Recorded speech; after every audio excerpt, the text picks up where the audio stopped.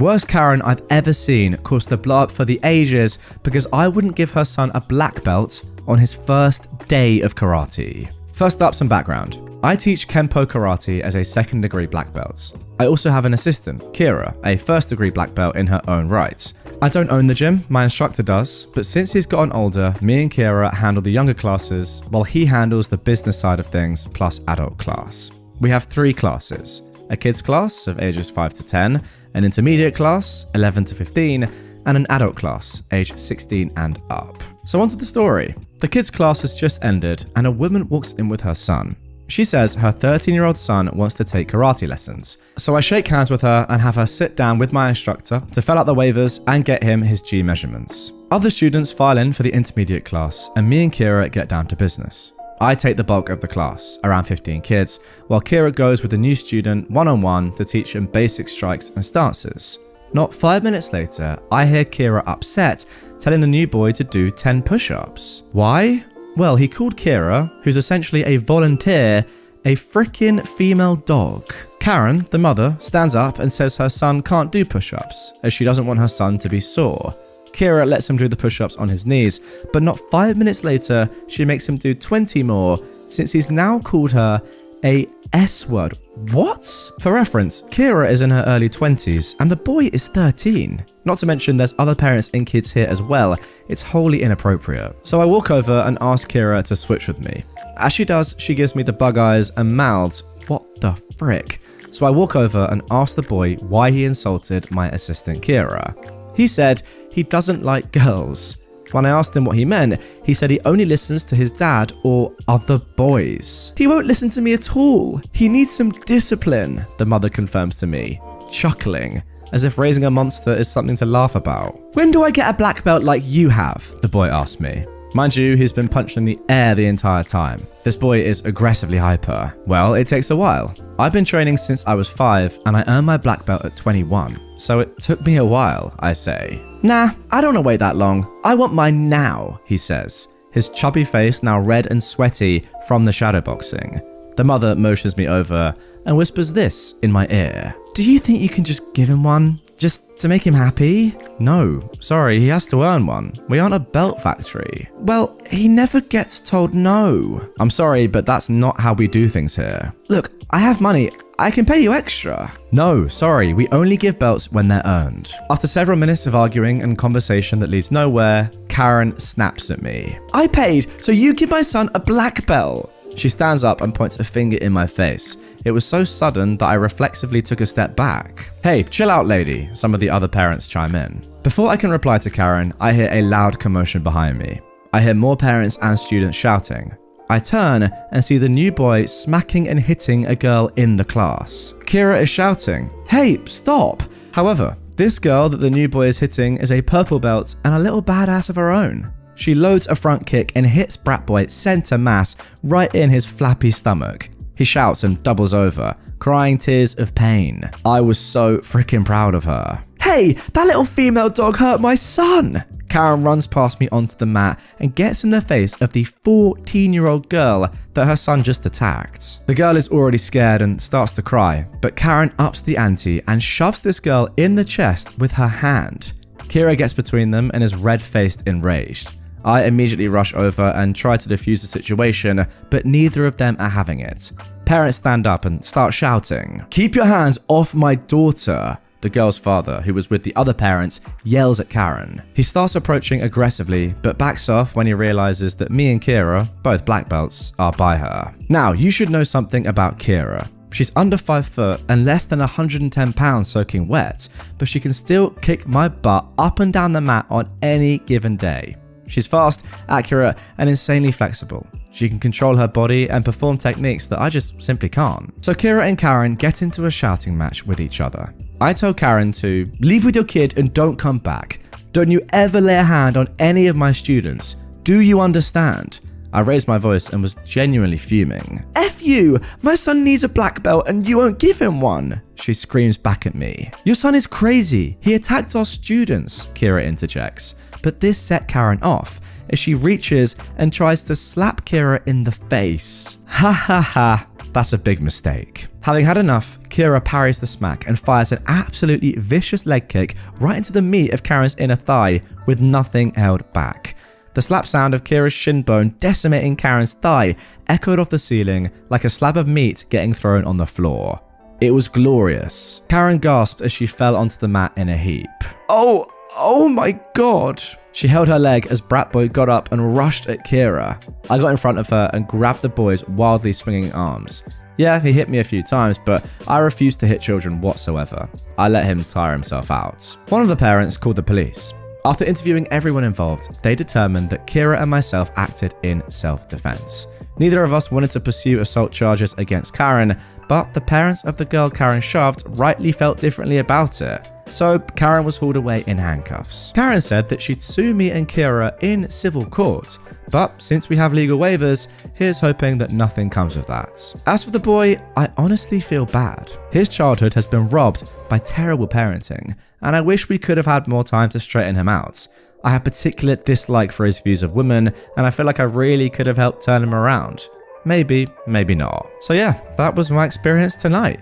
Hope you will enjoy reading it more than I did going through it. Well, I did enjoy reading that. That was unbelievable. Put yourself in this spot. What are you doing here? What are you doing? It's so dumb. If you're gonna pick a fight with anybody, anywhere, I personally wouldn't choose karate instructors in a dojo. It just doesn't seem like a great idea to me. I do really like, though, what OP said about the kid. It's kind of what I feel with a lot of these children that we do see in these stories. A lot of the time, I don't think it's their fault that they're saying these sort of things, right? You know, horribly sexist things. Like, where's he got that from is what I'm trying to say. You're not born with this in your mind, I don't think. So therefore, clearly, we can tell by the actions of his mother throughout the story as well, and the things she's saying, is their terrible parenting. As OP says, there's the reason for this child just being absolutely awful right now. But that is one of the beautiful things about a place like a dojo, a community like that. Yes, you're being taught how to, do martial arts and that sort of stuff, which is great. But you're also getting taught how to be a good human.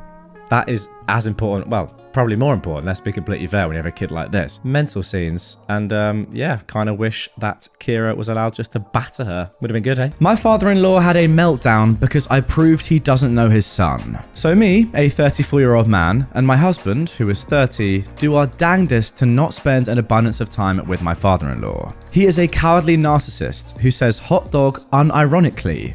Ever since I came into the picture almost 7 years ago, we've simply not meshed. A great deal of that is due to the fact that I've spent those years instilling confidence and boundary setting in my husband. My father-in-law does not like being told no. We literally got kicked out of a restaurant one time because he couldn't accept that they wouldn't give him a discount. So, needless to say, our interactions are nothing more than the exchanging of fake pleasantries. Last week, we're over there for our quarterly visit. The way these evenings typically go is that my husband occupies my father-in-law, while my mother-in-law tests out her new English vocabulary on me. This time, my husband is doing the bulk of the talking to both of them because he's excited about the new organization he's working with. My father-in-law keeps trying to change the subject because it's been 2 seconds since the subject of the conversation was about him. My husband and his mum both snap. I'm not entirely sure what they said, as my Spanish is still terrible, but it amounted to them telling my father-in-law to shut the frick up and listen. He then gets obstinate and essentially tells my husband that no matter what the organization is, it will never compare to the work that he did in his youth. My father-in-law literally just hiked through Central America with a white savior complex until things got violent and he came back home. My husband understandably storms out with his mum hot on his tail. Awkwardness then ensues because I'm chuckling at my father-in-law. "He never spoke to me like that until you came along," he said. "I know. I'm so proud," I replied. "You've changed him."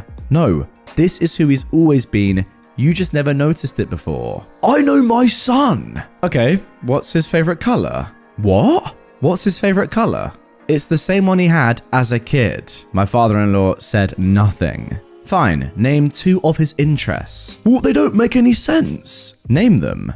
Again, nothing. Alright, here's an easy one. What is the name of the organization he's working with? Again, nothing. This wannabe Bob Ross granola-eating mofo couldn't answer. My husband said the name of the organization like 5 times that night. You want to know the sad part? I continue.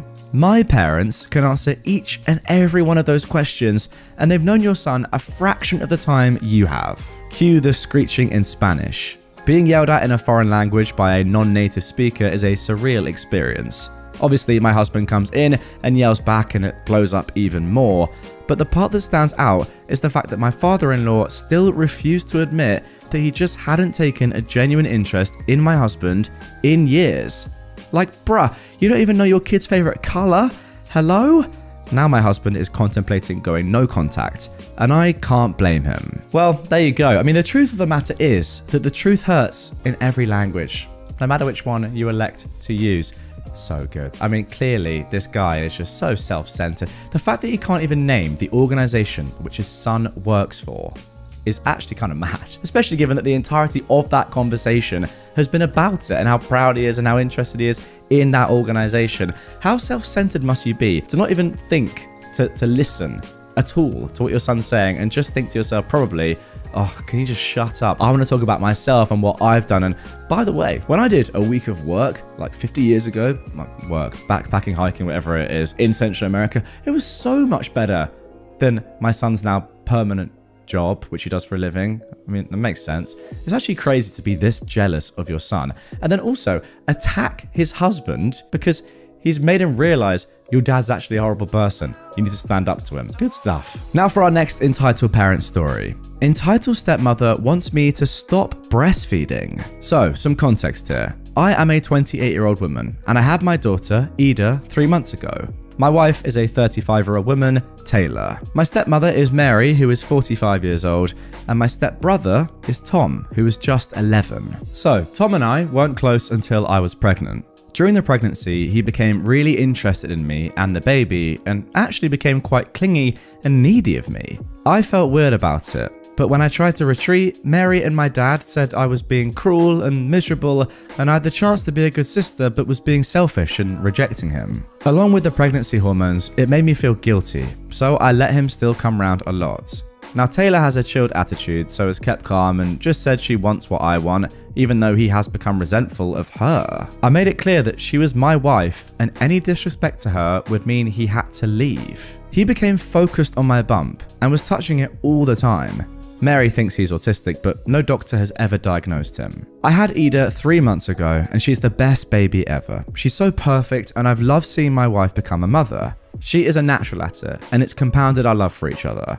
I've decided to breastfeed and then pump so Taylor can use the bottle to feed as well. It's been going pretty smoothly, and honestly, it's something that allows us to bond with Ida. Often Taylor will lay with me whilst I breastfeed and we'll spend time together with Ida sleeping on my chest. Apparently, Tom was very angry when he wasn't allowed into the hospital to see me or the baby, and he kicked off when we said that only my mum and mother-in-law were allowed over until 2 weeks postpartum. When they did come over, he kept touching Ida's face, even though we'd asked him not to, as we are both in the medical profession, so don't want to expose our newborn to germs. When we had to get firm, Mary told us that we were being horrible to a child and needed to stop. I had to feed, so I went to the nursery, but Tom had followed me, and when I started feeding, he came in and watched before I realized he was there, and then started asking me questions about breastfeeding. That was fine, of course, but he's been watching me feed whenever he comes over, when I don't realize, and then whenever he's been near me, he started saying, "Booby," and reaching for my boobs and saying he wants to try, and it's unfair, only Ida gets it. We've tried reminding him that he's a big boy and she's only a baby. But then last week, I woke up from a post-feeding nap to find him lying on top of me with his hands and face on my chest area. When we tried telling Mary and my dad that this was getting out of hand, she said we were discriminating against his autism, and we just didn't understand that I was his special person that he focused on and that I should be honored. I told her it had to stop as I was uncomfortable, and Mary said if I wanted him to stop, then I would have to stop breastfeeding as it was cruel to tease him without. This is stupid, right? Now look, my boobs did get significantly bigger during my pregnancy and have stayed that way after giving birth, so I could see how he'd noticed them, but it still feels wrong. Wow, I mean, first of all, what a story is all I can say about this one. My immediate kind of conclusion is that the parents are just not doing enough here, right? Mary is just not doing enough. I think we can all agree that yeah, at 11 years old, you don't have the common sense that an adult has, and it's the mum's job to educate her son whether to do these sort of things or not. Now, of course, Tom could have autism, but if you're someone's mother and you think your child might have autism, wouldn't you then go to a doctor and say, I think my child might have autism? I mean, I don't know. It's something like that, right? You need to go and actually have that diagnosed so you know for sure. Not just use the fact that your child might have autism as an excuse as to why they are doing this sort of weird stuff. Again, I don't blame Tom. I mean, whether he's autistic or not, I don't really care, to be fair. He's an 11-year-old kid who's just, doing stuff that he wants to do without much thought. Yeah, I mean, 11 is bordering on the age where you should not be doing this sort of stuff just on the back of your own kind of, mind. But nonetheless, it's definitely on Mary to say, Tom, what are you doing, mate? And educate your son. Yeah, a terrible woman that's just saying, okay, well, I'm not going to educate my son. You're going to have to stop doing the most natural thing there is in the world, breastfeeding. My father wants to reconnect with me after 20 years. My family gets mad at me when I refuse to talk to him. For background, my parents met in their late teens and soon had me. 3 years later, they had my sister, Maria. When my sister was 1 year old and I was 3 years old, my parents got separated. They never got married because my father cheated on my mum with a woman who is over 20 years older than him from what I've been told, and they're still together now. Growing up, mum never told me or my sister too much about my dad, John. I know that both his parents and his sister pretty much disowned him after he cheated on my mum, but they are irrelevant to this story. Now, Anna, our mum, never got full custody for us after that because she didn't know how. Back then, she didn't know what full custody meant. But John still was sending Anna €200 a month for each of us until we became 18. I soon moved after turning 18 to live with a friend, and in 2021 moved to another country where I currently live. After that, I only kept little contact with my mum and almost none with my sister. Fast forward to the 31st of August, so 3 days before this post was made, on my birthday, I get a call from an unknown number. I pick it up, and the following conversation ensued. Hello? OP? Yes, who is this? It's me, John. I'm sorry, but I don't think I know you. I'm your dad. I'm sorry? How are you? Why did you call me? It's your birthday, right? Yes, it is. Well, happy birthday, OP. Again, why did you decide to call me now? Don't you have a new family? Yes, I'm married now, but I have no other kids other than you and Maria. At this point, I was in disbelief, so I ended the call. I couldn't understand why he decided to call me after 20 freaking years of no contact between us. He tried calling me again, but every time I ignored the call. The next day, Mum called me. Hello? Why did you hang up on John? Mum, are you serious right now? Yes, he's changed now. He wants to have a son and daughter again. Well, I guess it's just a bit too late, don't you think? Oh, stop being dumb and go talk to your father. No, you go talk to him if you want to. I've got nothing to talk about with that POS. After I said that, I hung up on her also. Both my mum, her side of the family, and also my sister have been blowing up my phone daily. I've already blocked some of them. He hurt us badly and everyone decided to forgive him out of nowhere for no apparent reason.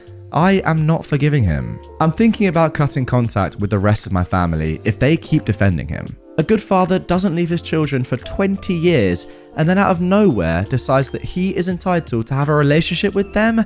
I'll keep you all updated on this. But for now, I'll be going no contact with them for a while. Honestly, guys, with this story, I don't really know who is worse. Your dad for ditching you for 20 years and then just trying to get back in the mixer. I mean, ditching you for 20 years is something. Then saying, oh yeah, by the way, hi, how you been for the past 2 decades? What a relationship? Obviously not, you clown. Or everyone else that's seemingly allowing this crazy behavior and just is forgetting the fact that he cheated on your mum and then left 20 years ago without saying a word and hasn't been in contact for those 20 years. Why is your mum now saying, oh, come on, he's your dad after all? Well, no, yeah, biologically, but not really. Because what's he actually done that's been father-like in your entire life? I mean, literally nothing. Why is everyone allowing this behavior?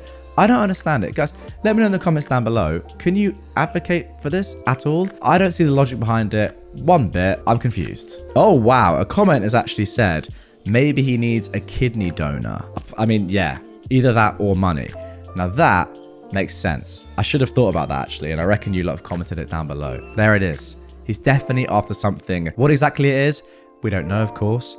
But yeah, he's definitely after something from you, that's for sure. Stay away. I mean, you're clearly going to do that anyway, but stay away. And now for our final story of this episode. Making my senior parents homeless. I am a 30-year-old woman, and me and my father, who is 64, have historically had a rocky relationship. My parents divorced when I was 5, and he married the woman he cheated on my mother with. I was an only child, and she had 4 kids from a previous marriage. During my childhood years, I spent most of the allocated time dedicated to my father in the divorce with my paternal grandparents. Every 2 weeks and 42 days in the summer, they lived in a different state. I cherished the time I had with them, and they would always go to bat for me. There was some tension caused early in my dad's new marriage due to my stepmom demanding that my grandparents go back to the store one Christmas and get equal amounts of gifts for all her children, even taking some from me, gifting them to her youngest. I spent many times waiting on my mum's sofa for my dad to pick me up, and he never did. I'd later find out he was on family vacations with his new family. Look, I could spend all day telling Cinderella stories, but I need to keep focus on this story. My grandparents picked up his slack. We spent summers learning how to make baskets, gardening, camping, and various different activities. Their home was a second home to me. When I was 13, I went to go and live with my dad after some methodical brainwashing, and I then would rarely see my grandparents. My grandma would call and they'd ignore it. It would hurt my heart to see it on the caller ID, knowing they were just on the other line, but my dad and stepmom would not allow it unless I sat at a table with them while on the call. So fast forward to summer of my freshman year, we went to visit my dad's side of the family. On the last night, my aunt and uncle, who lived next door, asked if I could stay the night with my cousins. My stepmom wanted her youngest daughter to be included. They declined because my stepsister was actually a thief. A fight then ensued in the front yard that night, resulting in physical altercations. My stepmother shoved my 74-year-old pap to the ground. He had a hip replacement in the 90s and already had a stiff walk. I was utterly terrified and distraught. As the chaos ensued, I packed my belongings because they said we were leaving. I vowed then that this would be the last straw and I would never forgive them. We missed their 50th wedding anniversary because my stepmom was still upset over what his family did to her that night. The next spring, my pap had a stroke and it was never the same. The man that helped raise me during his son's shortcomings didn't remember my name. He died in 2014. Later, I left home when I was 18 to go to college, where I met my husband. He's been my rock and helped when my dad throws fits in the last few years when he doesn't get his way. He showed me nothing but unconditional love and support, and is the father to our child mine never could muster to be. I go no contact with my dad every couple of years because of his behavior. There's an old saying that time heals all wounds, but I don't believe that to always be true. I maintained a relationship with my mammy, my paternal grandmother, until her death in December. She was a cheeky one who left notes for us to find after death. The woman never forgot a thing when she felt slighted, and that also reflected in her will. So I inherit the house that's been deeded to me since 2001. My dad knew they'd give it to me, but I honestly think he thought he had a chance of fighting me for it. Since 2012, he and my stepmom have been living in an RV that is now starting to fall apart. He is retired military and has no savings. Right after the funeral, he stashed his belongings in closets. I discovered this after I changed the locks and added cameras, as I live out of state and wanted security for the home before I sell my house and move into my childhood home. I put his stuff and what was owed to him in storage, and my uncle gave him the keys. After learning this, he's been furious. My step-siblings keep reaching out telling me I'm heartless for keeping him out of his parents' home. He called crying, and I coldly told him that if they wanted him to have it, they would have left it to him. I also told him he should have treated his parents better when they were alive. I have the deed in my hands and there's nothing left for him to do about it. The estate is almost settled, and what land he does get will also have my name on the deed. I would rather share my childhood home with my daughter and all the whimsical things it had to offer, even if my dad ends up homeless. I mean, there we go. That sentence alone does sound pretty tough, isn't it? Even if my dad ends up homeless. But given everything that I've just read there, yeah, it makes sense, and I can't argue with that at all. If anything, let his stepkids take care of them. I mean, these guys are just horrible, aren't they? Your dad and your stepmom. Just, again, another pair of horrible entitled parents. Look, ultimately, he cared way more for your stepmom and her kids than he ever cared for your mum and you. So he's made his bed. Got to lie on it. Well, to be fair, it might be quite tough if he's homeless and doesn't have a bed, but that is on him. Entitled kid tries sending his police officer dad after me in a pro-revenge attempt. His plan backfires. From the mid-90s through early 2000s, I've spent my summers working as a counselor at a Boy Scout summer camp. I've worked in several different program areas, but this story happened when I was the director of the rifle range. Every week, we would get a new group of campers, and when they came up to the range for orientation, I would go over all the safety rules. I would finish by telling the kids, you all get one warning on this range, and this is the warning. There are only 2 safe directions to point your rifles. Up in the air or down range. It doesn't matter if your gun is loaded or unloaded. If you break this rule and deliberately point your rifle in any other direction, you will be kicked off this range and will not be allowed to shoot here for the rest of the week. I would go over all of these rules again for the kids on the first day of merit badge classes to satisfy the safety rule requirement for the badge. And there were plenty of posters hanging around the range with all of the safety rules on them.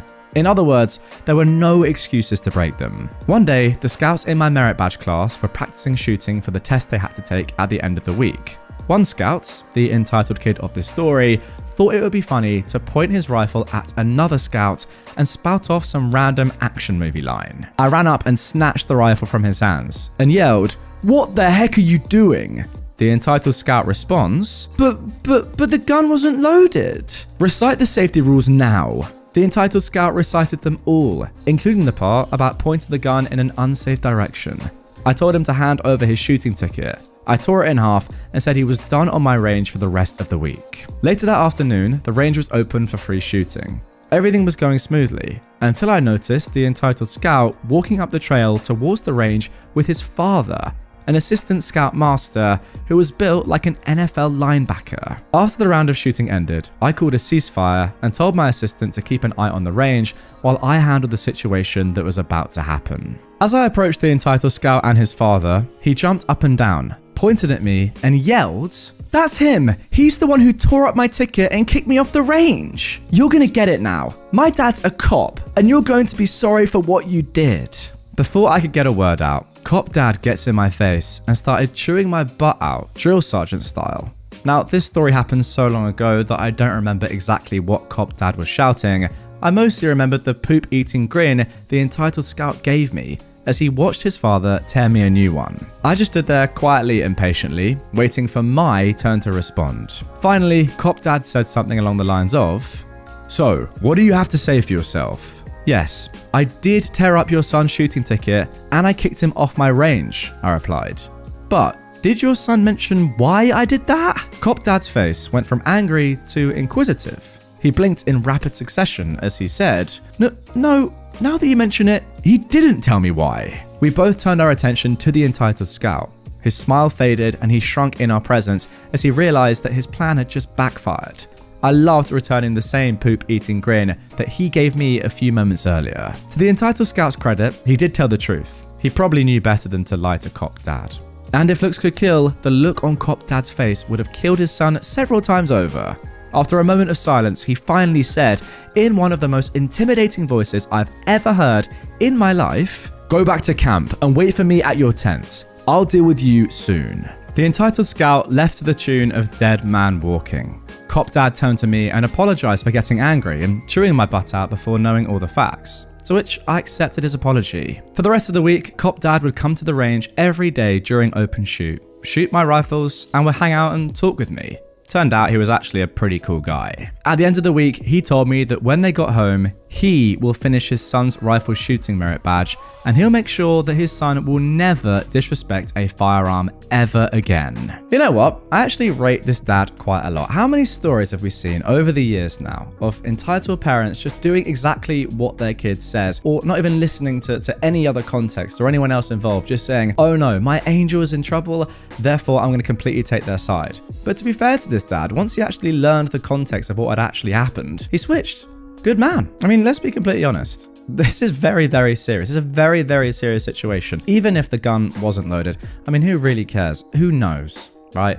First of all, it definitely could have been. Second of all, it's just a terrible thing to do anyway, especially given the fact that he knows the rules, but is just probably trying to show off. Yeah, his dad needs to let him know to never do that again. But once again, fair play to the dad for not just completely going crazy at you when you realise what had actually happened. Entitled ex-landlord demands I leave behind the washer and dryer I paid for. So for the past 2 years, I, a 25-year-old man, lived in a small apartment building. The apartment didn't have a laundry room for the building when I moved in, but it did come with hookups for a washer and dryer in the apartment, so I bought them myself, because I work for a wildlife sanctuary and I get pretty dirty during my work. Just the other day, I had to chase down and wrestle one of our wild boars, Bacon. We didn't name him that, he came with that name, who loves to escape his pen and thinks it's funny to play chase. I got completely dirty. I was covered in grass stains and mud, so I very much need a washer and dryer. My boyfriend and I just got engaged, and since my lease was up,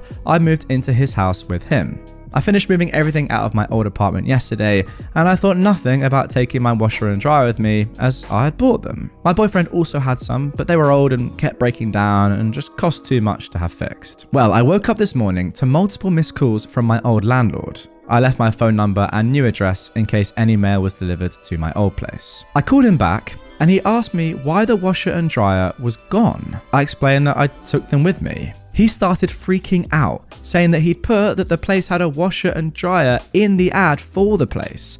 Apparently, I have raised the rent due to having those.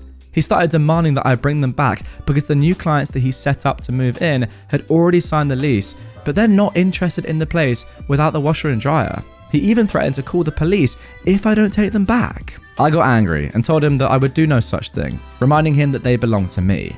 I bought them and I still have the receipts from when I bought them, as well as a text from him when I moved explaining that I was buying them myself. He again though threatened to call the police. I told him to do it and see what happened, and I hung up at that point. Personally, I don't think I'm in the wrong. I bought them and they weren't cheap, so I feel I have the right to take them. My boyfriend is on my side, but today a co-worker of mine said they think that I'm the jerk for not telling the landlord that I was going to take them. In my opinion, that should have been obvious. I pay for them, why would I leave them? Well, my landlord went through with calling the police, because the next day they showed up. Honestly, nothing really noteworthy happened. I explained to them what was going on and I showed them the receipt for the washer and dryer, as well as a text from the landlord that I had from when I told him I was buying them. The cops took my statement and left. My boyfriend's father is a lawyer, and he's going to be contacting my landlord and sorting everything out. He advised me not to respond to said landlord anymore for the time being. Yeah, this is completely and utterly ridiculous, and to be honest, I actually understand why the landlord is so angry, because he knows he's clearly effed up here. If he genuinely thought for some stupid reason that you were going to leave the washer and dryer, then it does make sense to advertise the place as having a washer and dryer, and then yeah, you can probably raise the rent a little bit due to having those appliances. But why has he done that in the first place? It's so dumb. He's messed up so badly, now he's realised it, and he's coming after you, just to try and intimidate you, I guess, into letting him keep the washer and dryer. But, you know, as you said, they are legally yours. You bought them with your own money, you can obviously do what you want with them, and you have the receipts. Simple enough. You shouldn't even need a lawyer here. Just, you know, you gave the police the statement and you showed them the receipts. You're completely fine. The landlord, though, is an absolute clown. Patient's boyfriend is mad that he has to pick up his own Uber Eats. I work in a high-level hospital as an ICU nurse, and my managers are fantastic with staffing. Meaning, if you have a crashing, heavy workload patient, they'll make the other patient you have an easier one so you can focus on the sick one. For background, ICU nurses have 2 patients, and we specialize in critical thinking, whereas the tele floor is the normal part of the hospital that people think about and holds less sick people who don't need as much attention. So these nurses have 6 patients and specialize in tasks and prioritization. So the beginning of my shift after report, I show my face and say hi to my less sick patient who is doing fantastically and is just waiting for transport to take her to her telebed. I say I'll be back at around 9 PM in 2 hours, unless she needs me for something. So this gives me time to stabilize the sick patient next door. Unfortunately, the sick patient in room 1 starts coding and the team is actively doing CPR. Crash cart in the hallway, 3 docs here, the whole team trying to save this young dude. My team is working on meds, intubating, keeping compressions going, etc., while I'm talking with doctors about what could have caused it. And I'm halfway outside the room for the healthier patient in room 2. She sees me through the window, presses the call light, and I ignore it, because I have, what should have been obviously, very pressing matters. Her boyfriend ends up opening the door and standing in the doorway to just stare at me with his arms crossed. just to give them the benefit of the doubt that she could be concerned about her health, I say, "Is everything alright?" And he goes, and tries to lead me inside. Of course, I only pay attention to him when the docs go into room 1 to brainstorm on their own and assess where to go if we get the guy back. I look back through the window of room 1 and realize I can give them 5 seconds to make sure nothing funky is going on. So she says, "Can you get my Uber Eats order? It just said it arrived downstairs." I swear I could have had a stroke from high blood pressure at that moment. So I kindly say, "I'm sorry, I'm busy with another critical patient. Could you?" I looked at the boyfriend who's plopped in the recliner with his feet up, watching Netflix again on his phone. "Go and get it for her?" And he goes, "I'd rather not." Oh, good sir, you don't want to? You saw the mess next door through the window, me talking seriously with 3 docs, and the hot mess of people outside your room as we try to save a dang life. So I tell him, I can't. The entire team is actively trying to save someone, and none of us are available to leave. So either you get it, or I can have someone get saltines for you instead. He sighs, gets up slowly, and then says, "Fine, I guess I'll go get it then," as I turn to head back into room 1. The dude literally has to turn his shoulders to slide through the massive group of people. Still angry, he has to take 1 elevator down. When they get moved to another room at around 10 PM, he's speaking loudly on the phone to someone, saying things like the nurses are rude, they won't even get food for their patients, etc. The icing on the cake? She had just gotten off an insulin drip for being in a diabetic coma. Never met a more entitled person who put having to walk and get their own food delivery above someone else's life. Well, there it is. That is definitely the most ludicrous story that we've had on this episode so far. I mean, that is an absolute disgrace. I don't even care, right? And I don't mean this in a rude way to the guy that was obviously in a very life-threatening condition. I don't care if somebody is in a life-threatening condition. You can't ask a nurse at any hospital ever to go and get your food for you that you've ordered. That is just so dumb. Even if they're dealing with just, standard patients that are sick enough to be in hospital but are doing fine. Why would you ever ask a nurse to do that? Unless you are literally on your own with no one else around to help you, and perhaps you've pre-agreed with them that you're going to order some food. Could someone go and get it for you? Ideally not a nurse. Then it's fine. But if you've got someone there in the room as well and they can't be bothered to go downstairs and get you your food, what's the point? And also, why are they even there in the first place? Are they not there to kind of give you support, look after you when you're in hospital? Go and get your food perhaps that you've ordered? Who knows? Absolutely crazy. Get your comments down below for that one, guys. Just insane. Now for our final story of this episode. This one I'm looking forward to. Thanks to Reddit, I stood up to an entitled Karen. What a title that is. I've been following various communities on Reddit for a few years now. To name a few, r/AmITheJerk, EntitledParents, and of course, r/EntitledPeople, as well as the website Not Always Right. Wondering if people like that really exist, or if it was mostly creative writing. I also wondered how I would react if I ever witnessed something like that myself. Well, now I know. A few weeks ago, on a bright Sunday morning, I was on my way to the zoo with my daughter who is 2 and my niece who is 2.5. I stopped by the grocery store for a picnic. I don't know what it's like where you live, but here, foods and drinks and amusement parks and other places are far too expensive. Yes, that is true in England and America, to be fair. I had the girls in the trolley and got in line to the cashier. The lines were long, but hey, life, right? The cashier was doing her thing while chatting with the clients, and I was minding my own business, talking with the kids and patiently waiting. Suddenly, I hear shouting and see an irate woman yelling at the poor cashier, who was visibly getting more and more upset. The client, an older woman with no distinctive features, was yelling like a banshee because the cashier dared to wish a good day to the previous client and basically be nice and friendly. And because of that, our dear Karen was running late. Again, it was around 10:30 to 11 on a Sunday morning. FFS. That's when I remembered all those stories. Those poor workers who are basically not allowed to talk back and have to take the abuse. And I decided to intervene. I have a very strong voice that carries loud when I want to. I asked loud enough for the entire store to hear, "What the heck is your problem? What kind of behavior is that?" I think the Karen was not expecting someone to dare to stop her tirade. She recovered and tried replying. I stopped her and told her that she was the only one holding back the line and that the cashier was doing her job and doing it well. In the meantime, the manager had arrived and had replaced the cashier, who was crying, with another worker and came to ask what was going on. Karen starts again. I let her rant for a few seconds and then gave my version of what happened in the most calm and sane voice possible. Let me tell you, Karen was fuming and started complaining again about the cashier being slow because she was chatting nicely with the customers. By then, her grocery was finished being rung and the manager asked her to pay and leave. This might not be the best climax compared to all the other stories I've read here, and if you've read so far, I hope that if you also encounter this type of entitlement, you will also remember all these Reddit stories and decide to act. Thanks for reading mine. Well, there we go. If you thought that me reading out all these stories every day was pointless, then you're wrong, as we can see. A jest, of course, but you know, maybe that is the learning from all of us here. You know, if you see someone that's actively doing or wronging someone, and there's no reason for it, jump in. We've seen so many stories, again, over the years, where people haven't done that, and it's a shame, isn't it? Because just one little act of intervention, like we've seen here from OP, can have a massive difference. Who knows? This woman, right, having a lovely day, this cashier, she could have really thought to herself, you know what, I'm done with this. If it's going to take just one person to ruin my day like that and cause me to cry, I don't want to do this anymore.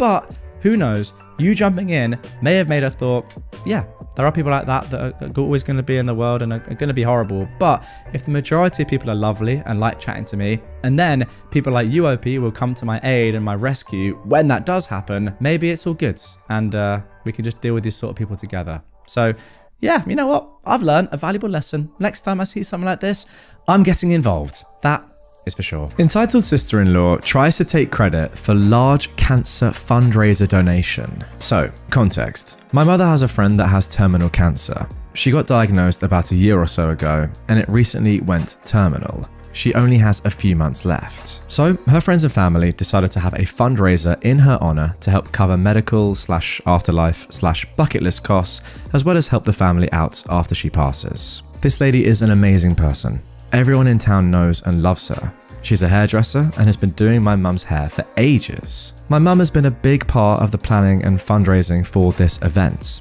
There are a handful of this woman's friends and family taking part in it.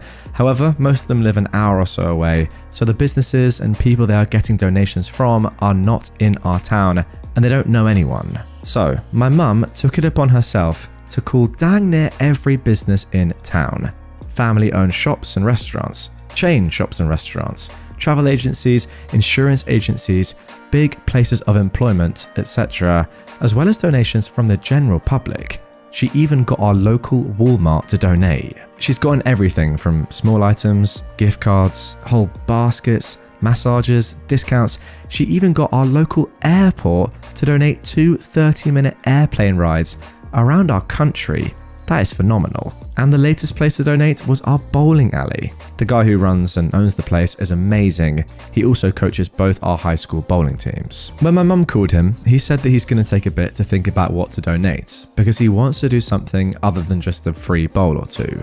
He ended up ordering 2 new bowling balls and is donating them along with 2 one-hour bowling parties for 10 bowlers. That's like a $400 donation overall, at least. So anyway, he told her last week when he called to confirm what he's donating to call back in a week, today, to check if it's in and if she can come and pick it up. She's been posting thanks on Facebook for the donators and telling them what they've donated to kind of give a peek at what the auction baskets will include. So she called today to ask if it's in and if and when she can pick it up. She was informed then that someone already had. My mum was not made aware that someone else was picking it up. She posted about the donation on Facebook and added in the group chat that they have for their friends and family. No one outside of that chat knew that she hadn't picked them up yet. So she messaged them all asking if one of them had grabbed it and forgot to tell her. But they had no clue what she was talking about. We thought maybe some jackwagon saw the post and decided to take it for themselves. I called the owner and asked if he knew who picked the stuff up, and he said Janet. He said that since she was family, he thought that we'd sent her. My mum texted the group chat asking if anyone knew who she was, and it turns out that she is the woman's husband's sister. This sister is not in any of the group chats and hasn't attended any of the meetings regarding the fundraiser or the planning. The woman's daughter is in the group chat and is very active in the planning and the fundraising. She called her mum and asked if she heard from the sister and if she's seen the bowling balls or certificates, and her mum said that the sister had actually brought them to her home, saying that she had got this huge donation from the bowling alley. Now, none of the other donations have been going to her house. We don't want to clutter up her house and cause her stress trying to help plan, so the friends and family have been keeping the stuff at their houses until it's time for the fundraiser. So there's no other reason for her to take them to her house other than to take credit for it. I just don't understand why she would take it upon herself to go and pick up a huge donation that she didn't take part in without telling my mother, the one who got the donation, that she didn't need to go and pick it up because she had it covered. She took it straight to the woman's house without asking the group that's planning where we're storing the donations. And she didn't tell anyone that she took it. She doesn't even live in our town. She lives 30 minutes away, so she had to go so out of her way to pick this up. She took it to her sister-in-law's house, trying to take credit for this huge donation when she hasn't put in a lick of work for this fundraiser, and left us worried that someone else had just taken our donation and ran off with it. Honestly, after reading this, I kind of would have rathered it be someone just steal the donation and keep it for themselves. This, if anything, is worse. At least if someone went and just stole the donation, you'd say, you know what, that's a real shame. Isn't it so sad that these things happen and people out there exist?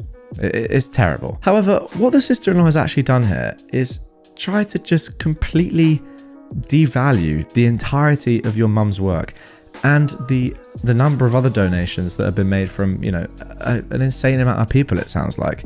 If she is claiming this as her own, what does that then mean for everybody else who's actually done the work? Do you kind of get what I'm saying? So yeah, although I'm sure you'll get the donation back and that's unbelievable, the fact that she has put this doubt perhaps into the woman's mind, into everyone else's mind about who's actually raising the money or what's going on here is crazy. It's so much more selfish than if some randomer had just stolen the donation in the first place. She knows the level that your mum has gone to, the effort that your mum has put in to get these unbelievable donations.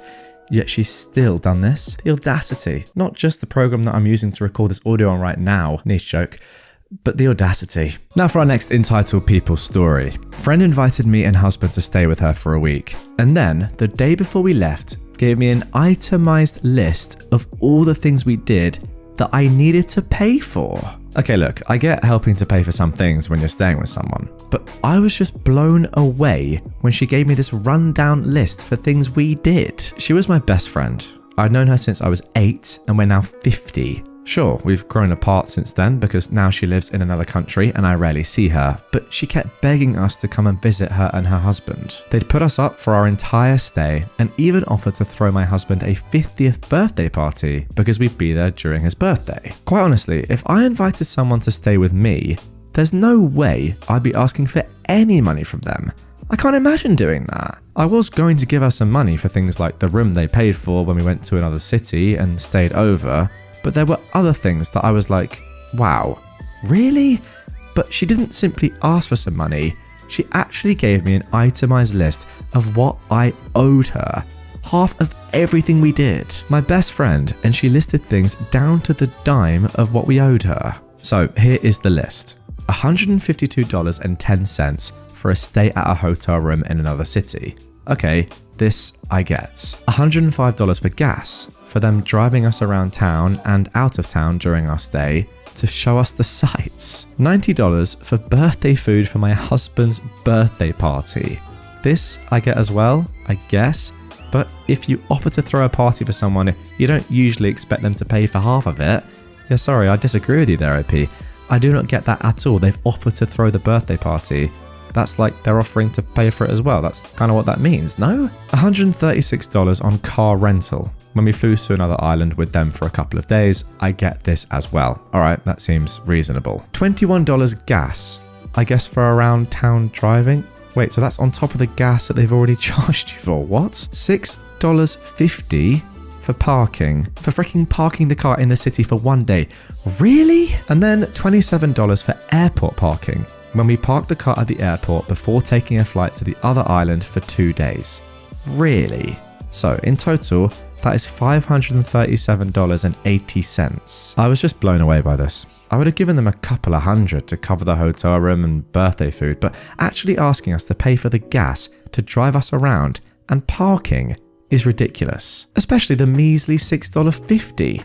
And the fact that it wasn't just $500, but $537.80. They asked us to come visit, and then unbeknownst to us the whole time, they were tallying up all these things that we did to split the cost of everything. They came and stayed with us a few years earlier, and I certainly didn't give them a tally of the groceries they owed or the gas spent driving them around. You ask someone to stay with you, then you pay for things. I mean, what can I seriously add to what I've already said? It's just so painfully obvious. This is just not the way to treat someone ever. If you were inviting someone to stay with you, it's pretty much just kind of a given that everything is on you, right? Now, a nice person in that situation would definitely offer to pay for things and would pay for things. I think that's accepted. At least pay for a nice meal out or pay for a trip somewhere or whatever. Contribute to what you're doing, the activities. Got no problem with that. As OP has said, they're more than happy to pay for certain things here. But when you're getting an itemized bill, including something that's worth $6.50, like how petty is that? That is just insane. You can't be dealing with that, and you've got to be rethinking this friendship. Seriously, that's mad. Now for our next Entitled People story. Now this has actually been in the news recently, a crazy post. Women involved in the theft of Lady Gaga's dogs sued the singer for not giving her deserved reward for returning them. Her case was just thrown out of court. Lady Gaga owns 3 French bulldogs. While she was touring in Europe, she had an employee take care of them. While he was out walking the dogs one night, 2 men jumped out of a car and tried to take the dogs. During a struggle, Gaga's dog walker was shot in the chest, causing permanent injuries, including partial loss of a lung. Gaga posted on Instagram offering a $500,000 reward, no questions asked, for the return of the dogs. Not for the apprehension of the criminals to punish the attempted murder, just the return of the dogs. This distinction is relevant. 3 men, James, Jalen, and Lafayette, were arrested and charged with a list of felonies. Jalen's father is Harold. Harold was dating Jennifer. After seeing the reward offer, Jalen gave the dogs to Jennifer, who took them to the police station, turned them in, and asked for the reward. At first, no connection to the crime was made, but eventually it was determined that her boyfriend's son stole the dogs and gave them to her to collect the reward. She eventually pled guilty to receiving stolen property and received 2 years of felony probation. But she then demanded that Gaga pay her the $500,000 as per her oral contract. When Gaga refused, Jennifer sued for breach of contract, fraud by false promise, and fraud by misrepresentation, asking for the $500,000 plus $15 million on top of that for financial damages, pain and suffering, mental anguish, and loss of enjoyment of life, plus legal fees. Wow. Her claim is that she would not have returned the dogs if not for the promised reward, and therefore was defrauded because she ended up with no dogs. To keep or to sell, this is unclear, and no reward. Wow, what a lovely person. She wouldn't have returned the dogs if not for the promised reward. Just admitting you'd steal the dogs then, you clown. The judge ultimately dismissed her lawsuit with prejudice, which means she cannot attempt to file it again. Jennifer said she didn't know about the plan to steal the dogs ahead of time, but as the judge pointed out, she never claimed to not know the dogs were stolen by her boyfriend's son when she received them or when she turned them in. Notably, she never alleges that she was unaware that the bulldogs had been stolen after they were stolen or at the time that she received them. That is a direct quote. Wow, what an interesting story. To be honest, I'd forgotten really about the Lady Gaga dog fiasco and the fact that the dog walker almost died. I mean, that would have been absolutely awful. But this woman, the audacity once again to do this is just insane. Like, why, if you're going to have a go and try and get this money, why would you not say that you didn't know that the dogs were stolen?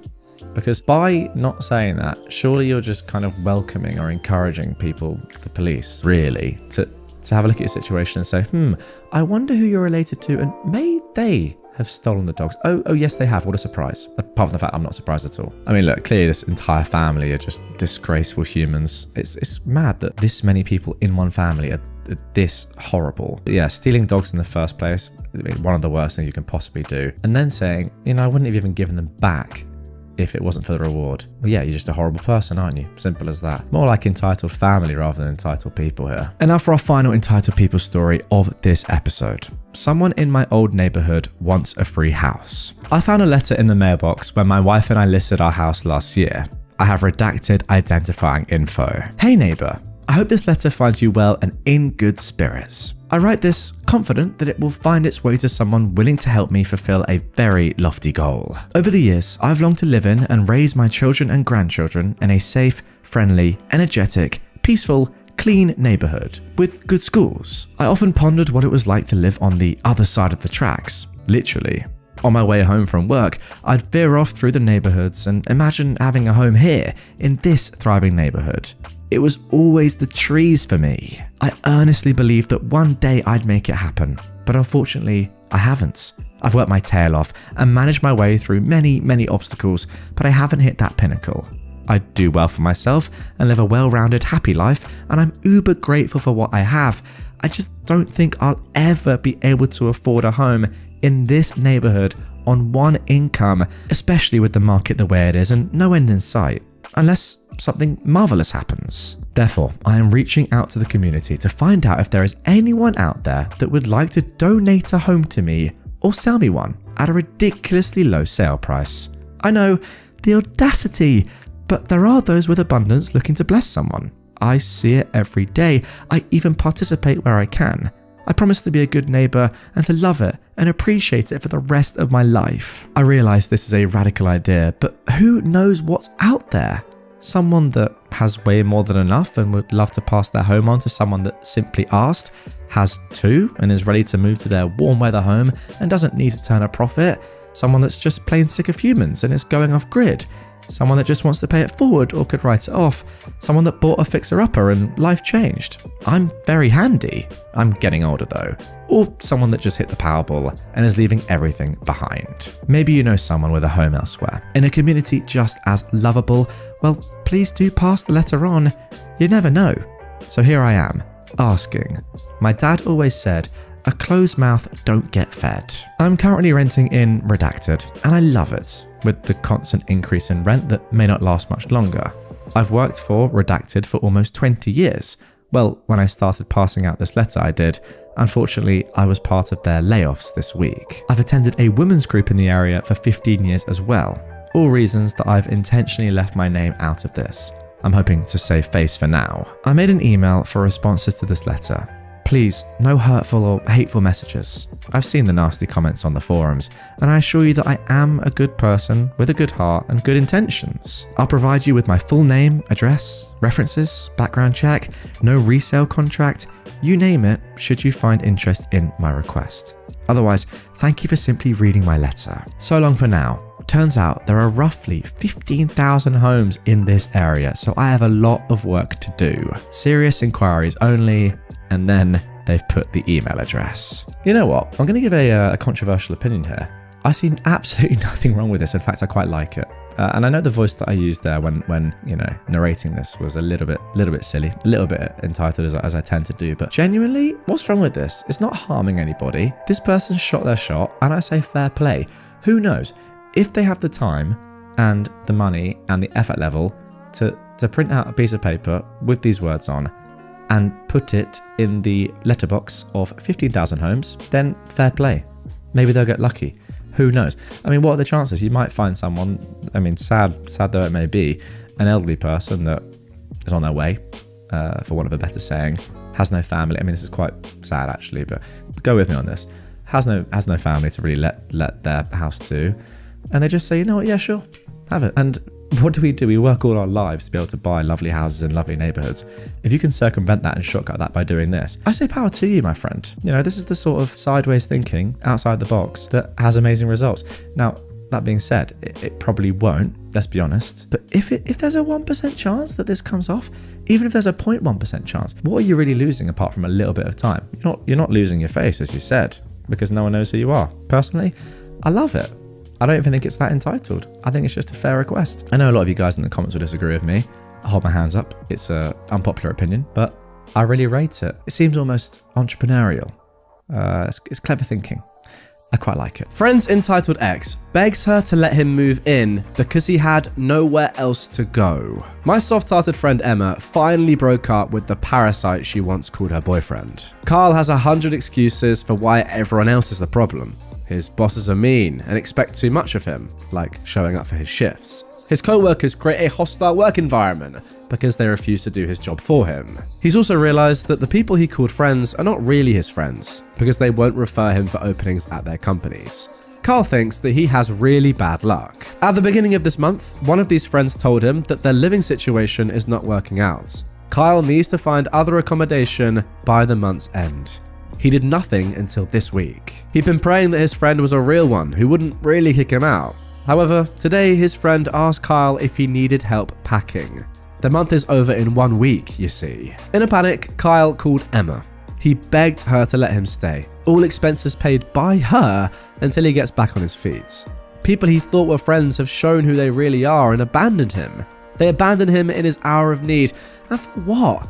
Something as pithy as money? Don't remind him that all of his friends hosted him at some point.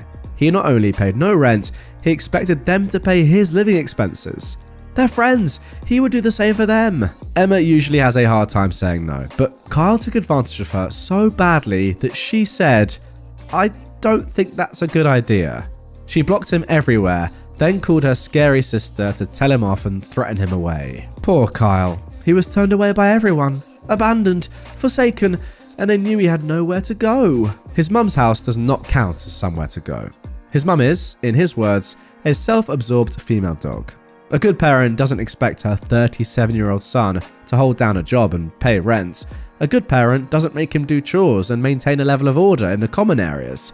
A roommate wouldn't even expect this. Dropping the sarcastic tone, I am so proud of Emma for not falling for this. I hope he gets his life in order now, but even if he doesn't, at least it's not my friend's problem. Well, it sounds to me, guys, as if this man is just more of a child than a man, really. He's 37 years old, he can't look after himself and expects everyone else to do things for him. I mean, the point about him not even being bothered or not even seeing it as his duty to help with communal areas in a house is crazy. I mean, who says that sort of stuff? Who believes that? But I will say fair play for Emma for standing up for yourself, because I can imagine if you are, I don't want to be rude, but someone that is a bit of a doormat a little bit sometimes, as in someone that, likes to please other people. A people pleaser is a better way of putting it, especially when you're in a relationship with somebody that, you obviously were in love with at some point. It can, I imagine, be extremely hard to say no to somebody, even if you've broken up with them and you're moving on, because that's just the sort of person that you are. On the whole, a positive trait, by the way. I do like those sort of people, but sometimes they can be a little bit too, naive or kind of welcoming of other people when they shouldn't be, perhaps too trusting. Who knows? Nonetheless, fair play to her for saying, you know what, no, at this point, it's gone too far. You're done. Get out of my life, you man-child. Let's move on. Now moving on to our second Entitled People story of this episode. Now this one is actually quite a similar topic to the first. Entitled X ghosted my friend, then demands a room in our house. This isn't my ex, but my best friend's ex. She and I have been friends for years and live together now. And now we live with my parents, who adore her like their own daughter. I got her permission to post this. So, my friend, who is 30, came to the US from Latin America at 19 as a student.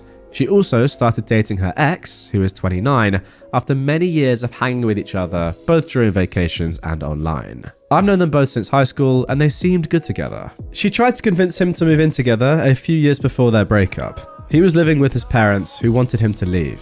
At this point, she'd already finished college and had a job in the US that granted her a visa. He'd quit college and worked part-time. From what I can gather, he didn't want to leave his parents' place because free food and no rent. So instead, she asked me if I wanted to move with her so we could afford a bigger place. I said yes, and we moved together, adopted a cat and a dog, and pretty much became Grace and Frankie, whoever they are. Let me know in the comments down below. Clearly a cultural reference that I don't get. Not for the first time. Around the start of the pandemic, things got bad for them. This is what I was told and what I saw. They never talked or hung out or anything.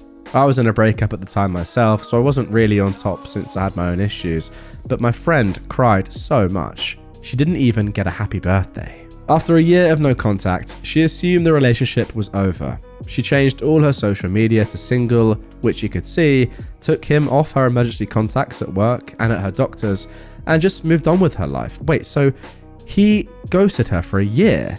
That is mad. Wait, you ghosted his own girlfriend? What? This year, my stepdad's health has gone downhill, and my mum needs help caring for him. She works full-time as a therapist. I work from home and my job is very flexible.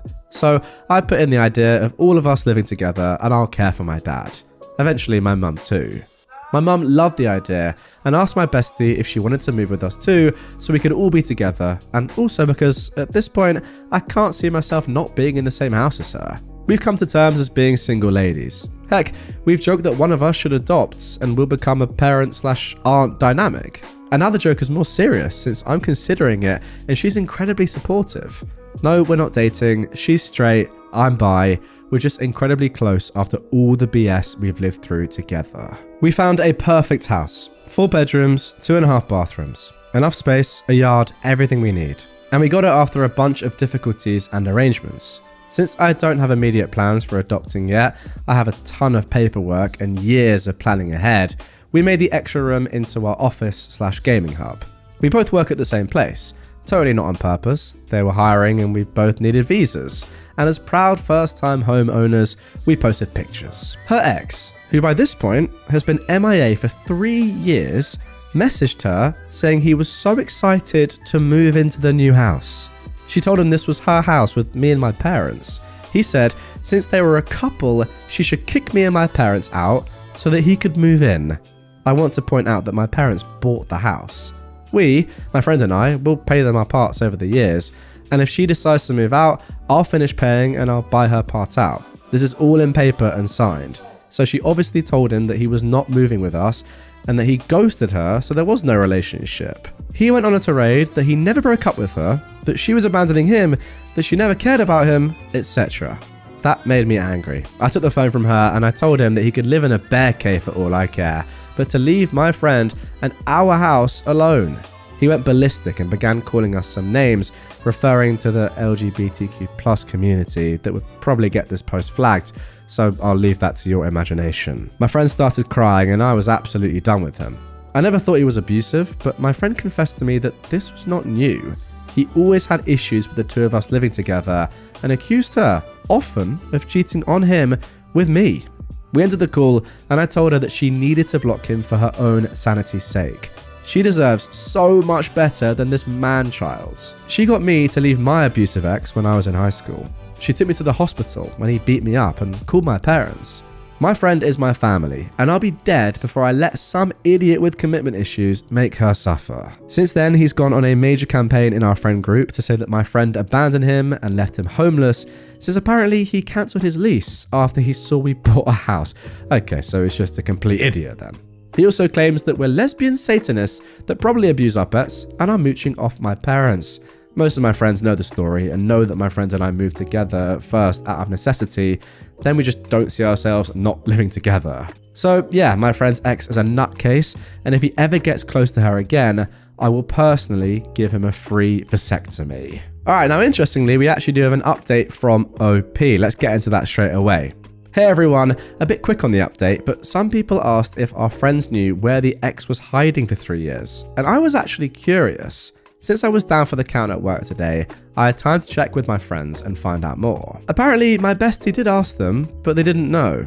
From what they tell me, he kinda got back into everyone's life in the last year or so, but he was part of the group because they were besties' friends, not really his.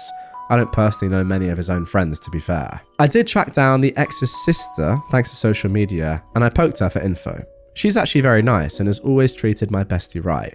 I told her what her brother did, and her response was very interesting.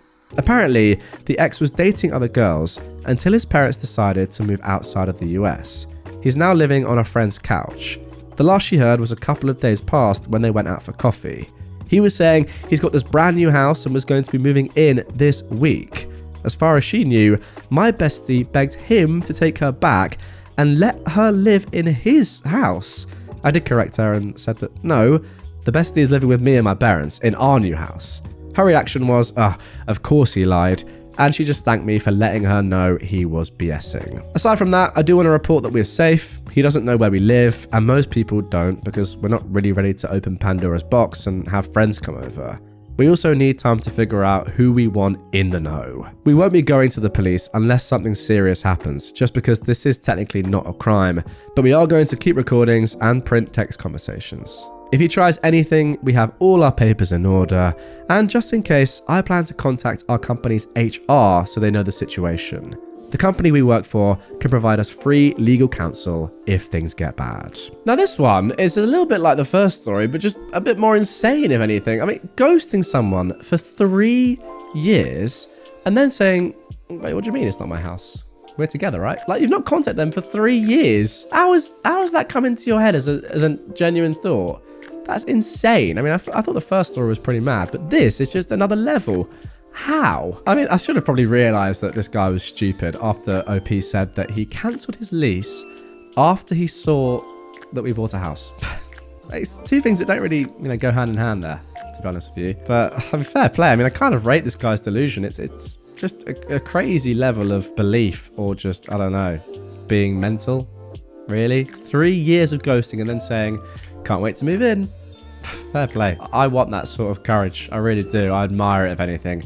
Let's carry on. Entitled sister would have me lose my job and house to attend her destination wedding. My younger sister has always had issues with entitlement, taking advantage of others, throwing fits and being verbally abusive, and being a miser. Not trying to dispense armchair diagnoses, but she really does check every box of NPD. A few years ago, she announced her engagement to a nice guy who is a pushover. He expressed not wanting to get married for a while, but she proposed to him. Not that there's anything wrong with that, and kept pressuring him to get married. Okay, maybe there's something wrong with that. He comes from a wealthier family than us and is good with money and investments. Perfect combo for her to take advantage of and have someone bankroll her delusions. He wanted a modest local wedding so friends and family could attend. My sister decided that she wanted a destination wedding outside the country. At the time, my husband and I didn't have the best paying jobs. He was working on a second degree, and we had eminent goals of buying our first home together. We regretfully declined her invitation because the trip would cost us $3,000 to $4,000, which we did not have. It would have to go on a credit card. When we RSVP'd no, she said she and her now husband wanted to pay for everything so that we could attend. My husband and I were floored because, 1, that is a lot of money, and 2, my sister has never been one to offer to pay for anything. We accepted her offer with a lot of gratitude. A couple of months go by, and she asks if my husband and I have booked our plane tickets and hotels yet, and said, they just keep getting more expensive the closer they get to the date, What? I've never expected anyone to just give me anything, but my financial situation hasn't changed. We tell her as much, and she says, well, my husband and I looked at all the prices a while ago, and it's too much money, so you guys will have to take care of it yourselves. So we ignored her and went on with our goals. Months go by, and my husband and I both get better jobs and buy our house. My sister comes back and asks again if we purchased our tickets, despite repeatedly telling her no. We tell her again, no. And at this point, with our new jobs, we aren't allowed to take time off yet, and we don't have enough PTO anyway. When I started my job, they offered to honour upcoming events if I needed time off, but I said I didn't need anything since I had already planned on not going to the wedding. We didn't have savings, and we took on a mortgage, so we can't tack on credit card debt too. I was so annoyed with her constant, just figure it out tantrums, and if you really loved me speeches. I tried to frame it differently so maybe she could understand. I told her that attending her wedding would mean that we would have to no-show at work, likely lose our jobs, not be able to pay our mortgage, and then lose our house. I said to her, so are you okay with my husband and I losing our jobs and house and risking homelessness so that we could attend your wedding? Of course, she didn't have a good answer for that. She has no concept of money because she has always manipulated people into paying for her. She's never been able to hold a job. She has no empathy for others, yet she thinks she is deserving of special treatment. I don't understand where it came from because our parents raised us to be hardworking and to not expect anything from anyone. Our parents and my husband and I couldn't afford to attend. Her husband's family could and wanted to go, but she wouldn't allow it because it would be weird to only have his family there and not mine. She put up a huge paywall and then blamed us for having to elope and went no contact with us. It's honestly been a huge relief after a lifetime of her abuse. Just some further information at the end here as well. When we accepted her offer to pay for our trip, she said not to worry about anything at all. She said she'd book our flight and hotel and everything and just sit back and relax because she really wanted us to be present at the wedding. She just gave us the dates to put in time off requests at our old jobs, so this is why we didn't buy anything with the intention of her reimbursement, and we were surprised when she asked us if we'd done that stuff yet. We should have known better, since all of that is very unlike her. I don't like this person, I will say, off the bat. That is 100% obvious, because she is just weird. I just don't really get people like this. Why does someone like this exist? It's just odd, isn't it? What is she doing? Seriously, what is she doing? I could go into the specifics and the details about the things that she said and how weird they are, but overall she just sounds absolutely exhausting and just a horrible person to have in your family. Yeah, I get what you're saying at the end. You're happy that she's pretty much gone no contact. Suits you, right? But imagine having someone like this in your life. Oh, so tiresome. I just couldn't be bothered. Even if like you had to see her at a family barbecue or Christmas, I would just say like, I'm not coming. Can't be bothered. What an annoying person to have to deal with. There we go. Now for our final Entitled People story of this episode. Entitled Neighbor leaves a note on my car every single week. I live in an apartment building with no parking, so I have no choice but to park on the street. My street also has a school on it that prohibits parking on its side Monday to Friday until 6 p.m. The other side has a 2-hour parking even for permit holders. The entire area is permit parking only, which I have. So there are a total of about 7 spots on my block where permit holders can leave their cars. Because of this, I can never get a spot on my block, and I park 1 block down, which is the same permit zone. This area is all houses and each one has a driveway. I typically don't use my car every day, but I never go without it for long stretches unless I'm traveling. It's also a parking violation here to leave your car in one spot for longer than 72 hours. Which apparently some people take very seriously. Recently, one of my neighbours has been leaving a note on my car every single week. This is not an exaggeration. I've gotten 4 notes in the last 4 weeks citing the above parking code, even if my car has only been there for less than 2 days. The note always says that I can't leave my car in one spot for multiple days, which technically I have 72 hours. I always ignore it because even if I do get reported, which I'm sure I have been, someone from the city comes out the next day for an inspection and then monitors the vehicle for the next 72 hours to see if it's still there. This law is really to prevent abandoned vehicles, not for people getting upset about cars parked in front of their houses for multiple days. The hilarious part is that the note goes on to say how disrespectful it is to your neighbours to leave your cars parked in front of their houses. But constantly leaving notes on cars is totally respectful. This has been going on for months, but this was the first time I got 4 notes in a row, and now I'm going for the high score. I know it's a law, and I rarely leave my car parked in one spot for longer than 3 days, never more than a week unless I'm travelling, in which case I leave it at the office to avoid street sweeping. Also, my car isn't old, dirty, or looks abandoned. This person truly just has nothing better to do with their life. Yeah, I don't necessarily think that's like the most entitled thing ever, but it is very weird. Surely you would wait until someone is actually breaking the law before you leave a note. Like, you wouldn't warn someone that in 24 hours, for example, you're going to be breaking the law. That's a bit strange, isn't it? Like, you know, think of another example here. Say that the permitted time of parking was 10 a.m. to 5 p.m. and you couldn't park outside of those times. You know, it's just an example. At 4 p.m, you wouldn't leave a note on someone's car saying, hey, just so you know, you've only got an hour left. If you've not moved your car by 5 p.m, you're in massive, massive trouble. You'd wait until 5 and then let them know, wouldn't you? If you cared at all.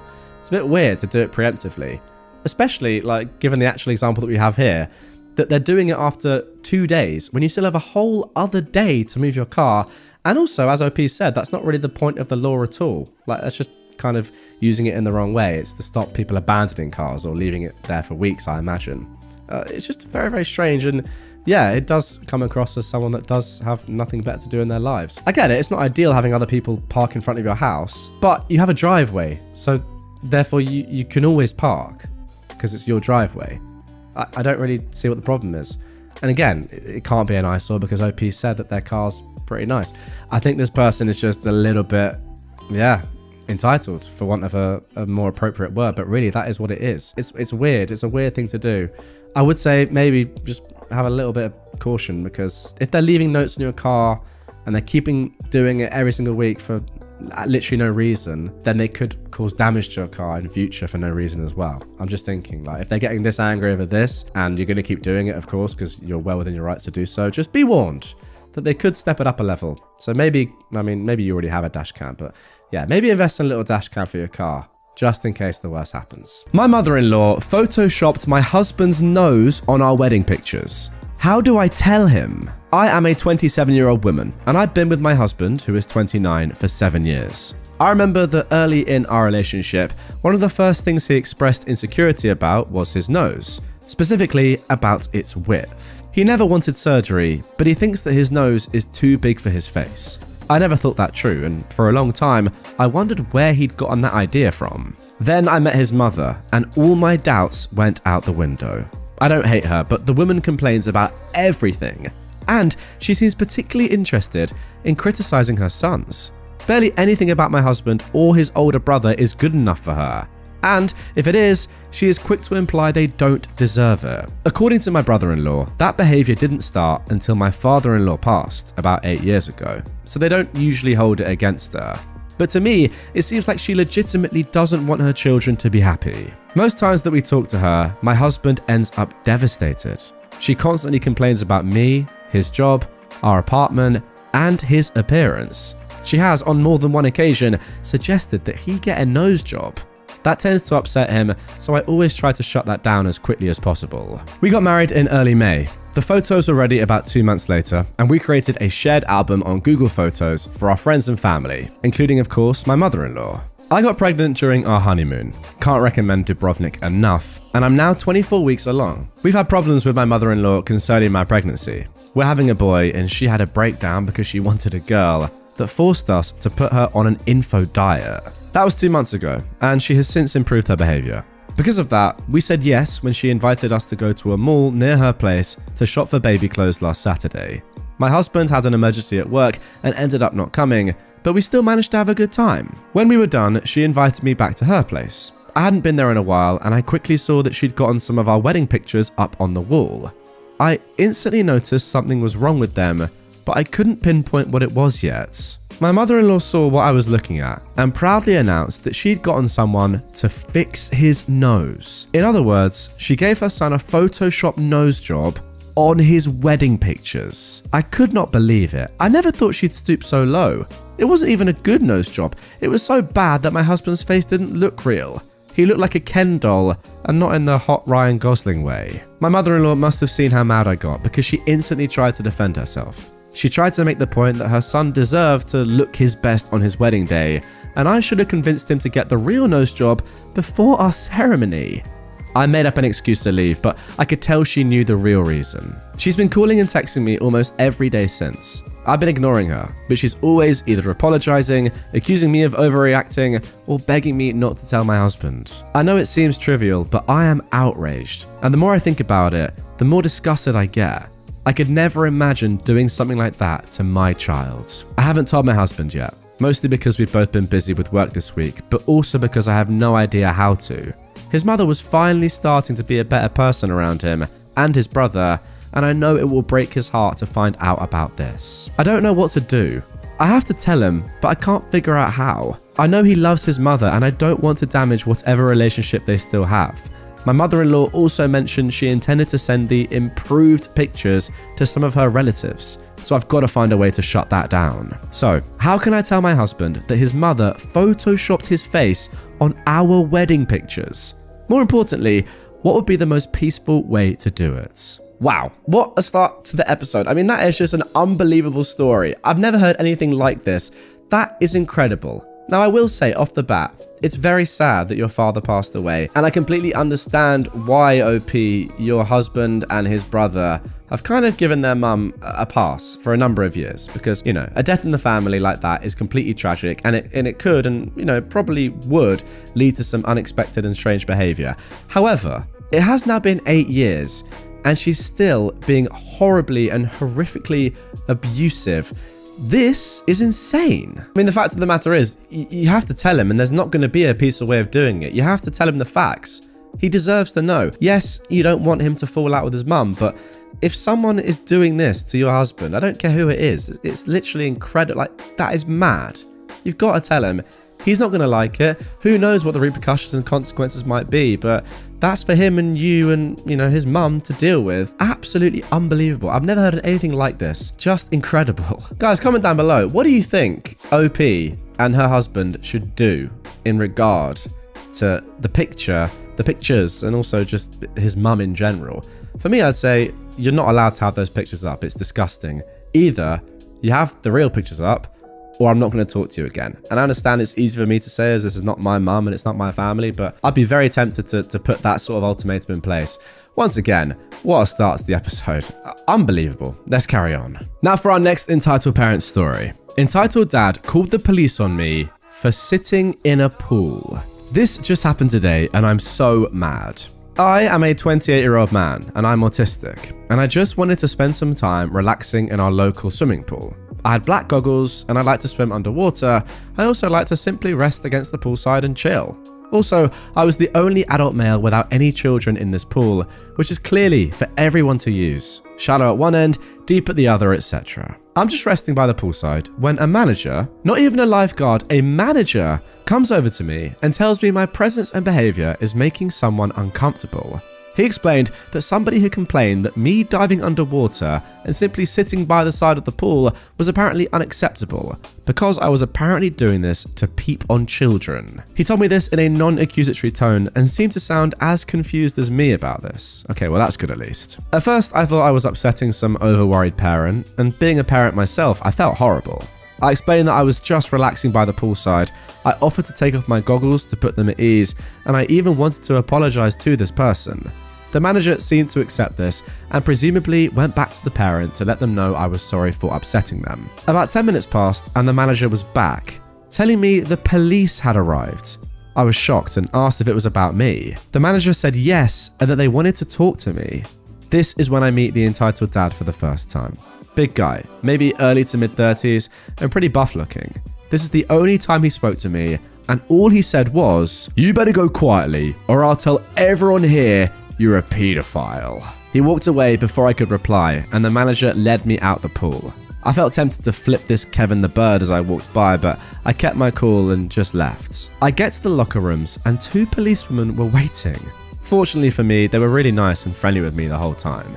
After grabbing a towel, they started asking me what happened and what I was doing. I was honest and told them I was just trying to relax and had no idea that I was upsetting this person just by being there. I even told them I was autistic, which led to one of the officers telling me they had a family member who was also autistic. They then asked me for my details to run me through their database. While that went on, the entitled dad walked by and one of the officers asked to talk with him.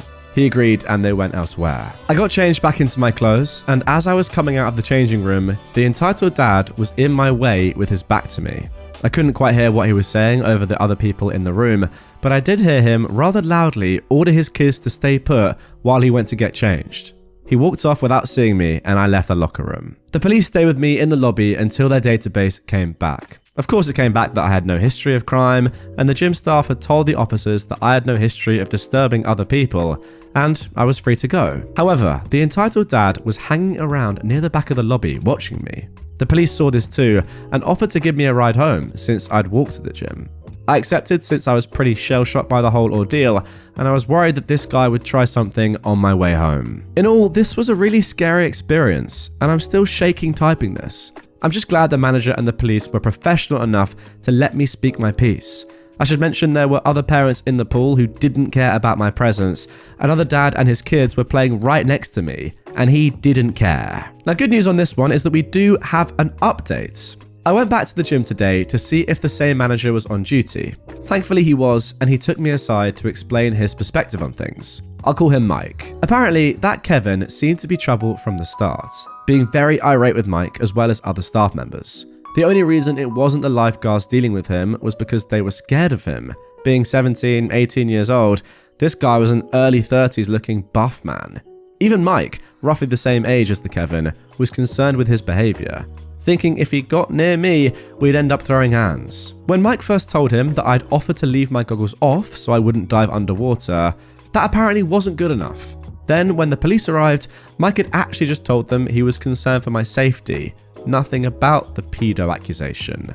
No wonder they were so nice. I then asked Mike if at any point he thought I really was a threat to the kids. He laughed and said no, saying that when I'd mentioned I had kids of my own, the fact that I'd offered to apologize and attempt to de-escalate things, he could tell I wasn't dangerous. He was thinking more about me being safe than whether or not I was a threat, and the police seemed to think that way too. At one point after I left, the Kevin got mouthy again, and a receptionist chewed him out for his actions. I wish I could have seen that. Then Mike asked if I'd made it home okay, and I told him about the police giving me a ride. Their car wasn't inside the building. He was relieved and hoped that this event hadn't put me off coming back. I do plan to come back to this gym now, since I can count on the staff to have my back. But yeah, everything is cool now, and everybody knows what an idiot that guy is, so I don't think I'm in any further trouble anymore. Oh, and to answer why I left, I was given the choice as to whether to go or not. Nobody actually told me to leave. I was planning on leaving a few minutes before this encounter anyway, so I didn't mind too much. It was only when the police officer caught the Kevin staring at me that they offered to give me a ride. Okay, so let's be completely honest here. Realistically, this man is wasting police time, right? OP has not committed a crime or been anywhere near to committing a crime. What they're doing is completely within the rules of not just society, but also, you know, the pool and the gym, and yet he's had the police called on him. If that's not wasting police time, I don't really know what is. There's not even a semblance of a crime going on here. He's just swimming in a pool. Simple as that. Like, he's not being creepy either. It's not as if he's like going really deep underwater and going up to kids and stuff like that. I mean, I don't know, he probably hope he's not doing that. Let's just say that. He's not doing that. Let's be honest. So there's just no need. I mean, I really hope he's not doing that. Can I just make that abundantly clear? Because if he is, that changes everything. But from everything that I've garnered from this story, he's not doing that. And he seems like a normal guy, just chilling out. And he's got kids of his own. It seems unlikely that he was doing anything crazy. But you never know. But yes, in all seriousness, this guy, this Kevin, has wasted police time and he deserves to be punished for it. To be completely honest though, yeah, I'm not surprised that you're shaken up by this. Like, to just be going about your normal day and then the police called on you for no reason, that is going to shake you up. You're going to be scared because you're thinking to yourself, wow, have I acted incorrectly? Am I doing something illegal? Like, you're going to have these questions. It's going to shake you up, even if what you're doing was completely normal and fine and what you tend to do as it was. Yeah, I don't really think you should blame yourself for that or think, oh, why am I shaken up by this? That would shake me up as well. Scary stuff. It's just a good thing that the police and the manager were on your side and didn't jump to conclusions. Now for our third entitled parent story. 2 kids unzipped my cat's carrier and were reaching inside to pet my cats. This happened a few months ago when I took my cat to a cat show. For those who don't know much about cat shows, when they aren't being judged, they hang out in large pop-up kennels. It's normal for parents to bring their kids to the cat shows, but this cat show had so many kids running around, it was insane. I've never seen so many kids at a cat show. I have nothing against bringing your children to cat shows, just please stay with them and teach them to respect the cat's personal space. So anyways, my cat was sleeping inside a little cat cave inside of his large pop-up kennel. I went to go to the bathroom, and when I came back, 2 children had unzipped the kennel and one was petting my cat. Why would anyone ever open a pet carrier and touch a random cat they don't know? I would have never done that as a child. I don't know where their mum was, but the girl was saying that my cat wanted attention and that's why she unzipped it. But he was still inside his little cat cave that was inside of the pop-up kennel. They're lucky I have a ragdoll cat. Extremely chilled, cuddly, social, and known as the puppy of cats. Additionally, my cat volunteers with kids once a week, walks on a leash, and vibes with literally everyone. But I cannot describe how upset this made me. I want to add that I've never had any issues with kids at any other cat shows but this one. But another thing is that when I was taking my cat to be judged, a kid touched his tail, and I had a couple of other kids try to ask to pet him as I was taking him to be judged another time. To be honest, I think that's alright personally, just jumping in here. But I understand, the previous bit, that is not okay. Also, I had to fuss at some kids who went to another person's pop-up cat carrier and had their hands and faces pressed against the mesh to see the cat inside, because that's probably very intimidating for the cat. I want to say once again that I've never had issues with kids at other cat shows. I don't know what happened at this one, but for some reason there were so many kids. I would like to add finally that most kids did have parents with them and were behaving well. Okay, an interesting story here. Just to explain what I was saying earlier, I feel like if a kid asks you at a convention like this, where you know there are going to be, families around and lots of animals, if they explicitly ask you, can I pet your cat? I think that's okay. If you want to say no, if you want to say yes, completely fine, up to you. But if they ask you and then you give them permission or not, I think that's fine and that's polite and that's to be expected. But if they just go up randomly to a pop-up kennel, unzip it, and then unzip another compartment as well inside it, and then pet a sleeping cat, yeah, that's not on. And I know they're kids, but I mean, I agree with you. I wouldn't have done that when I was a child, and nor would the majority of people. That is entitled, and their parents should be having words. And now for our final entitled parent story of this episode. Sister-in-law freaks out because she feels my boyfriend and I are denying her child food. My boyfriend's family came to town for a week and stayed with us. We made sure to have clean towels, fresh sheets, a stock fridge, etc. Unfortunately, 2 days after they got here, my boyfriend got laid off. Ever since then, he's been really down in the dumps and grumpy. My boyfriend's family doesn't have the best manners. They leave dirty plates behind, don't clean up after their kids' messes and such. I tried my best to ignore it and just clean up after them when they weren't home. Today, during lunch, we served lasagna. After we finished eating, my boyfriend's sister got up and started packing lasagna for her kids to have for dinner. She packed what her kids left over and was adding more on top. They weren't going to be spending the night with us, so she wanted to have a quick and easy dinner ready for them. I told my boyfriend that if there wasn't enough lasagna left, I can order him dinner and to not worry. My boyfriend got up and asked his sister how much she was taking because he wanted to make sure that him and I also have enough food for dinner. Again, he's been very stressed about money since getting laid off. I mean, that is understandable. She screamed at him, "How dare you deny food for my child?" and picked her things up and left. Everything escalated out of nowhere. She packed her things and went to another rental. She felt like we were denying her child of food. I began crying and ran to my room because, unfortunately, I don't do well in these types of situations. I grew up around an emotionally abusive family, and these events are really triggering for me. She told my boyfriend that she did not feel welcome, and she felt like we were being rude to her. So am I at fault for making her feel unwelcome? Or is she just an entitled parent? She said that I was super rude for making that initial comment in the first place. The one where I told my boyfriend to not worry if we do not have enough food left. A simple conclusion for me here is that your boyfriend's family simply sucks. I don't think I need to say anything else other than that. Am I missing any details here? You guys let me know in the comments down below. For me, that is the conclusion. There's nothing more to say. We can get into we can nitpick through the story, but we don't need to. It's just, she's a joke of a woman. A crazy woman attacked my daughter at the movies. My daughter, who is 16, is part of the LGBTQ community, and she likes to dress in a very androgynous/boyish way. This is okay. She's always been like this, and this year she's been free to express herself. A few months ago, she got a pixie cut, which looks amazing on her. When the Super Mario movie came out, she went to see it at the cinema with some of her friends. I wasn't there, so this is the story she told me. After the film, they wanted to go somewhere else to eat, but first she went to the toilet in the theatre. There, she saw a middle-aged woman and her little daughter. Now, my daughter was quick, but when she came out of the stool, the woman confronted her. One of the things she said was, "Why are you here? You should not be here." My daughter was obviously confused, and then the woman grabbed her by the hair and shouted, "Why are you after my child?" My daughter then cried and said, "Please, let me go." After begging as if her life depended on it, the woman let her go, and then demanded that she prove she was a girl. My daughter cried and froze while this crazy woman screamed at her and told her to take off her trousers. She refused, of course, but a man came in, saw what was happening, and said to the woman, "Honey, what the hell are you doing?" The woman pointed to my daughter and said, "This man tried to touch my child." The man just looked at her in confusion and said, "Let's get out of here now." So they left and didn't come back. Security was called, but they'd already left the theatre. My daughter was reunited with her friends, and then she called me. She was very upset and panicked. Obviously, it was traumatic for her.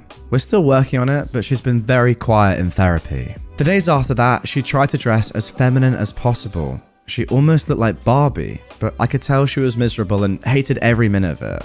We tried begging her to stop and just be herself, but she's afraid that some random person will attack her again. She finally stopped, but is trying to be modest in her style. I've had enough of this town. Since my husband and I became openly LGBTQ allies, we've seen some people ostracize us. Even my sister told me I should match my daughter with a boy to fix her. It's even worse for her, of course, because her school does nothing about bullying, and the school district is discussing banning books. I was seriously planning to move to a bigger city and a better state, and both my daughter and my husband agreed. I'm very sad that I didn't realize earlier how bigoted this town and my environment are, because until last year, we didn't deviate from the norm. I need to make sure that my daughter can be safe and be herself. Since she came out, our bonds as a family have become so much stronger, but relations with the rest of the town have deteriorated, and many bridges are being burned. But they're not my daughter, so I don't care. Wow, that is incredibly sad, to be honest. The fact that you have to leave an entire area that, hey, maybe it's been a nice place because they're just bigoted, or the environment and the people are just, openly homophobic, is crazy. I can't quite fathom that, but yeah, all I'd say is if you guys all are in agreement and you can financially do it. You've got to, for the sake of your daughter and yourselves as well. And you don't want to be around people like that anyway, no matter, which way you swing. But for your daughter, for her to have a life where she feels accepted and doesn't feel forced to dress in a certain way, that is truly tragic. Yeah. You've got to move as quickly as you can. Now, the final post in today's episode is actually an update from another episode of mine that you guys seem to really enjoy. It was from a few days ago. I'll put the link down below in the top line of the description. The thumbnail is on screen right now. But just to remind you briefly of what happened, there were a number of stories, a number of updates from the same person, and we pretty much just went through them all one by one. And I said at the end of that one, if there was another update, then I'd cover it. And there is. So to give a little summary as to what happened overall in that story, it was all about OP going on a family vacation and just not wanting to be a free babysitter. Then his family found his post on Reddit. It kind of got a little bit more tense in the family, as you can probably guess. His sister then demanded he takes all his posts down. He said no. Then there was a final update after the family vacation. And now we have a little bit more, so here we go. Mother and sister saw my last post. They really don't know when to let well enough alone. Hey mum, hey sis, I warned you that if you didn't stop, I would go right back to Reddit. And here I am. The short of it is that my mother and sister saw my last post and freaked out. My sister was stalking my account for days because she knew I'd post. Well, what did she expect? That I'd just say everybody had a good time? She called me and cried that I made her look like a bad mother. I ended up replying, well, if the glass slipper fits. My sister argued with me some more, but I asked her to name anything in the post that was a lie. She tried several times, but I pointed out that every detail was spot on. So what does she do? She calls mummy. Then my mother showed up at my door demanding I delete all the posts. I told her no, and now I have ammunition for one more. I ended up making her leave crying. I spoke with my mother and father over the phone later and bluntly told them that their enabling of my sister led to the previous family dynamic. I will never go back to how things were. So if they have any hope of that left, I'm snuffing it out for good. My parents then told my sister for the love of God to stop blaming me and to leave me alone. They can't take the stress of my retaliation anymore. Well, my sister had a literal no one loves me pity party, and my parents had to snap her back to reality. My brother-in-law hasn't called. Pretty sure he's staying indifferent/neutral. But this can't be good for his marriage or my familial connection to him. So, out of respect to my brother-in-law, I am sorry, man, but your wife just pushed me too far. Currently, my parents are insisting my sister gets counselling because she can't be a mum and juggle the habits of her old life too. Woman up, as they say. Either way, I'm hoping this is my last post. You hear that, sis? If you don't stop thinking I should have been your personal slave, babysitter, watchdog, etc., etc., and you want to keep acting like the whole world is against you because you can't lord over me, then we can't be around each other. Maybe we can get along and move past this rubbish if you're willing. Don't give me a reason to write anything else, and the Reddit posts about you end here. I'll only post ones involving me and the treatment I get from people. Treat me like a decent human being, and this will be over. Capiche? And then we actually have one more final update from OP in this same post. My parents and I had a long talk in which they have apologized. And for the moment, we've agreed that I'll keep a bit of distance until Thanksgiving. I also had a man-to-man talk with my brother-in-law last night over some cold beers. He told my sister she needed counseling or he would separate from her. And they're in the process of finding her a counselor. He also told me that while my sister was an absolute witch to me, at home she's a very loving and endearing wife. but she also admitted that she liked being an only child. We're nearly a decade apart in age, so my sister held on to some resentment about that for a long time and just let it build up. She's agreed that she does need counselling. Hang on. Your sister is 10 years older than you then, right? I assume I'm getting that right, and is acting like this. I don't know why, I just presumed you were similar ages, but she's 10 years older than you and acting like a 2-year-old. Unbelievable. What a person. Nonetheless, let's carry on. She's agreed that she does need counselling and will be going as soon as they get it set up. They've also found a qualified babysitter to look after my nephews. Aside from those things, my brother-in-law did admit that he was angry with me too, but didn't step in when I needed him. So we've agreed that this was all just a very bad situation that needs to be ended. So we're just going to let it rest in peace from here on out. And lastly, these posts have gotten me a girlfriend. The girl I like had a feeling it was me after she read them and was just waiting for me to say something. And we'll be going on our first date tonight. So I thank everybody here for their immense support. I really needed it. And there we go, nice little ending there. Good to see some positivity come from this story. It does actually sound like, you know, after all that's been said and done. And guys, if you haven't, by the way, seen an entire episode that has about 4 different stories from OP about his family, go and watch that, link down below. It looks like we're getting somewhere. People are making up, apologies are happening, people are maturing a little bit. In your sister's case, I don't know if that's true, but at least she's accepted that she needs to go to counselling. That's a pretty crazy thing to do, to be fair. I mean, I rate it. I really do. Yeah, she has the ultimatum from her husband, but still, it's a good thing to do, to accept that, you know what, I need to improve here or work on some things. And the fact that you've got a girlfriend now, or, you know, you're starting to date a girl is brilliant. If there's one thing this episode has shown, it's the power of Reddit as a community. And yeah, I love it. Friend wants to use me as her backup ATM. Next month, I am going away on vacation with a long-time friend. We're going to the Caribbean for 5 nights. It's not all-inclusive, so we will be responsible for paying for food, drinks, and any activities. My friend asked me how much I was bringing in cash. I said $300 cash plus debit and credit cards. She told me she's going to bring $300 in cash, but no debit or credit cards. She said she's on a budget and $300 is her limit. I explained that comes to around only $60 per day. This is not one of the cheaper Caribbean islands, so after food and drink alone, that won't leave her with much left over. I reminded her that she needs to factor in cabs, incidentals, or any activities we may decide to do. And you never know if an emergency will come up where she'll need money. But she says to me, "Well, that's why I have you," and started to laugh. That angered me to no end. I tell her that we're both adults who are responsible for our own selves. It would be one thing if she lost her purse and needed money. I'd float her money before she even had time to ask. But to purposely use me as her backup ATM, yeah, that's not going to work. I told her that now that I know what she's up to, I'm not going to go along with it. If she runs out of money, she'll just be asked out and hungry. She needs to bring her cards with her for her own good. She's now telling me I am too harsh and she'll bring extra money but no cards. I told her, do what she wants, but if there's an emergency, she is on her own. Now, the great news about this story is that OP posted an update after the trip ended. And yeah, let's see how it went down and just how her friend reacted. So first of all, OP says, thanks to everyone for the feedback and suggestions. It truly did save the vacation. Here are the highlights. 1. Some of you said that the hotel would want a credit card on file from the person who made the reservation. Now, my friend was the one who booked the vacation. She put the whole thing on her credit card because she wanted the card points. I told her because the reservation was booked through a third-party app, the hotel would need the original card used to make the reservation. So she was on the hook to bring her credit card.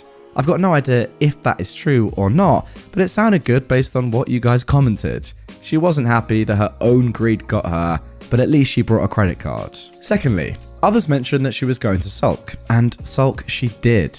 When we got to the airport, I told her I was not going to spend the vacation in her misery, so let's hash it out right now. She said that my tone was very rude, as if I was accusing her of trying to mooch off of me, but that's what she was doing. I told her to put herself in my shoes. She was deliberately not being responsible and told me to my face that I was her backup plan and laughed about it. It made me feel used and put upon. She apologized and I apologized for being so harsh. Number 3, some of you said she would try to be content with cutting corners. Cabs were prohibitively expensive on the island and they didn't take credit cards. So she looked up how to take the local buses. I was fine with that until we waited 45 minutes in the heat for a bus to take us to the mall. Island time. Yep, we only took cabs after that. Number 4. A few mentioned that she would go through her cash in the first 2 days. You were close. 2.5 days. There were several markets with local jewelry and crafts that she absolutely loved, and they only took cash. So she ran through her money rather quickly. She only brought her credit card, not her debit card. So, as someone suggested, I made her Zelle me right then and there the money that I took out the ATM for her. She paid for the exchange and ATM fees. 5. She tried it with the meals. She ordered something big and wanted to split the bill evenly. Normally, I would not nitpick about that, but I just didn't want her to feel like she still got one over me in any way. Since she used her credit card for meals to save the cash she had, I paid what I owed in cash and she paid the rest, her higher portion, with her credit card. And 6. Overall, we had a good time. We did a few excursions, had shopping and beach time, and relaxed. She even told me it was a good thing she brought her credit card. Things only got weird when I asked her to Zelle me right then and there at the ATM before I gave her the cash, but she knew why I was being so hard-nosed about it. Well, there we go. I think that right there is how to deal with entitled people 101. If you know you're going away with somebody that can be a little bit entitled, says things like, oh, don't worry, you'll just give me money if I run out, stuff like that, I think that is the method. You have to just set your stall out from early. Be hard, be tough on them. They're not going to like it, but you have to do it and just say no. This isn't going to run. This is how things are going to work. You're going to spend your own money on the things you buy. I'm going to do the same. And yeah, I'm not going to be your free ATM, obviously. Now, of course, it was a little bit awkward in a couple of moments and you don't want that. But think how awkward and terrible it could have been for you personally, OP, if there had been no credit card provided from your friend and you'd had to fund it all and you probably wouldn't have got the money back, etc, etc. It would have been a terrible trip. So the fact is, because you posted on Reddit, got all that great advice, and were really disciplined with your friend, it seemed like you had a good time actually overall. And yeah, if not for that, I really don't think you would have done. Grandmother tried to ruin the party, but in the end got owned. I am a 28-year-old and I have, with my grandmother, who is 91, the worst relationship. She's emotionally abusive, favorites kids, grandchildren, and great-grandkids, and verbally abused me. And I can keep on going, but trust me, I wouldn't finish. I cut her off and pretended she didn't exist after she was glad that my older brother, who was 25 in 2014, passed away. And when I delivered my dead baby, she said she was pleased that happened to me. After that, at every family event or family reunion, I would pretend that she doesn't exist. She tried to get her favorite grandchildren, my cousins, 33, 30, and 26, and my younger brother, who was 23, to try to convince me to talk to her or say hi to her. We're Puerto Rican and unfortunately we're taught to respect our elders. But I didn't care. She's tried everything in her book and nothing has worked. In 2021, my dad got a call from his sister, 52 years old, grandma's favorite daughter, which told him that grandma was sick and wanted every child and grandchild to take care of her since she couldn't do it alone. I refused, saying I had college classes and work, and I wasn't going to be doing it since knowing her, she would abuse me verbally. What I didn't know is that I was on speaker and grandma started crying because I disrespected her. She got her favorite grandchildren to try to convince me to take care of her, but I told them no. So, a month ago, I graduated from college with my associate degree, and one of my aunts organized a barbecue for those that had graduated and those that had birthdays in May. Now, my grandma was invited to the barbecue, but I didn't let that get the best of me. We were all having a good time until it was time to do a cheer and congratulations for birthdays and graduations. One of my aunts said in her cheer that after 20 years they have another magna cum laude graduate and that she's proud of me for never giving up. Everyone was proud until my grandmother screamed to please respect the ones that didn't graduate magna cum laude. Like my aunt said I was the only one while the other ones were recent high school graduates. Or please respect the ones that didn't go to college to waste their time. My younger brother didn't go. I kept a cool and calm head, and I called her out for everything. That she was mad that the youngest favorite granddaughter didn't graduate magna cum laude, how she loves to defend abusers, my youngest brother has domestic violence history, and how I was done being the verbal punching bag, and much more. My grandmother, favorite daughter, and grandchildren left, and the party kept on going. I come to my apartment to see multiple messages to apologize to grandma because she felt offended for what I did, but they're blocked, including my brother. Other family members are on my side since they all had to endure my grandma's verbal abuse as well. So yeah, I'll keep clapping back at her. You see, this is why respecting your elders is not always the right thing to do. Now, I get it, the majority of the time, yeah, it makes sense. You know, it helps families run in a certain way. Elderly people, I guess adults, in theory, should be more wise and more intelligent and have more common sense. But of course, it doesn't always work like that. Especially in situations like this, where this grandma is an absolute disgrace. At times like this, you should be allowed to say, you know what? I get the whole respect your elders thing, and as much as I do like that, and I respect the elderly people and adults in the family, you I do not respect because you mentally abuse people, and physically and verbally abuse people. That's probably a little bit too much. Infuriatingly entitled ex. My ex is a 43-year-old man who enjoyed extreme levels of financial support from his family and doesn't acknowledge it. When I met him, he told me he's working on independent art projects. I saw him living independently, going out to eat, staying at hotels. I didn't question too much. After some months though, I understood that this man never really worked. Yeah, some odd jobs here and there. But his rich parents supported him all the way through his 20s with a large allowance. Then in his early 30s, they funded his another 4-year degree abroad. During that time, they paid his full living expenses and tuition, totaling around $400,000. But he did not start working after that either. He got by on art grants he got from the government via fake companies he set up. After some time, he started putting pressure on his family to divide remaining assets. They were reluctant, and he started a hunger strike to make things go his way.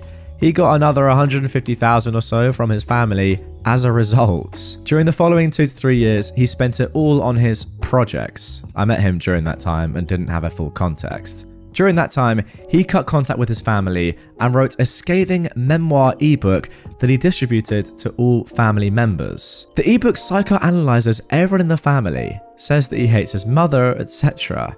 But once the money ran out and his projects didn't pan out, he was left with nothing and no plan B, no real career path or skills. He then mended his relationship with his family and he takes money from them once again. He tried to persuade his 85-year-old father to take a large loan for him. He refuses to consider blue-collar jobs that pay almost nothing and take too much time. He said that he considers his parents' money an equivalent of universal basic income that prevents workers' exploitation.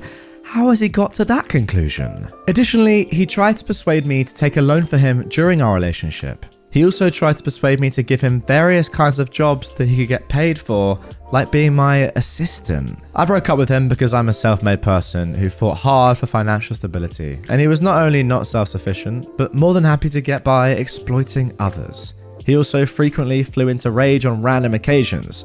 For example, when he thought that a coffee at a coffee shop was too expensive, and everyone had to know that he's never coming here again, and I was left apologizing to people and dealing with the stress of it all. Yeah, I mean, this is the definition of a rich, entitled kid. Simple as that. This is the problem, and this is why, no matter how much money I ever earn I would never just give it all to my kids, especially when they're young. Because you just produce offspring like this that have no understanding of what money is and also have no drive or want or desire to actually go out there and make a life for themselves and earn money for themselves, because they know that just one little quick question to mummy and daddy and it's coming in anyway. So to be fair, why work? Why bother when you have all the money there anyway?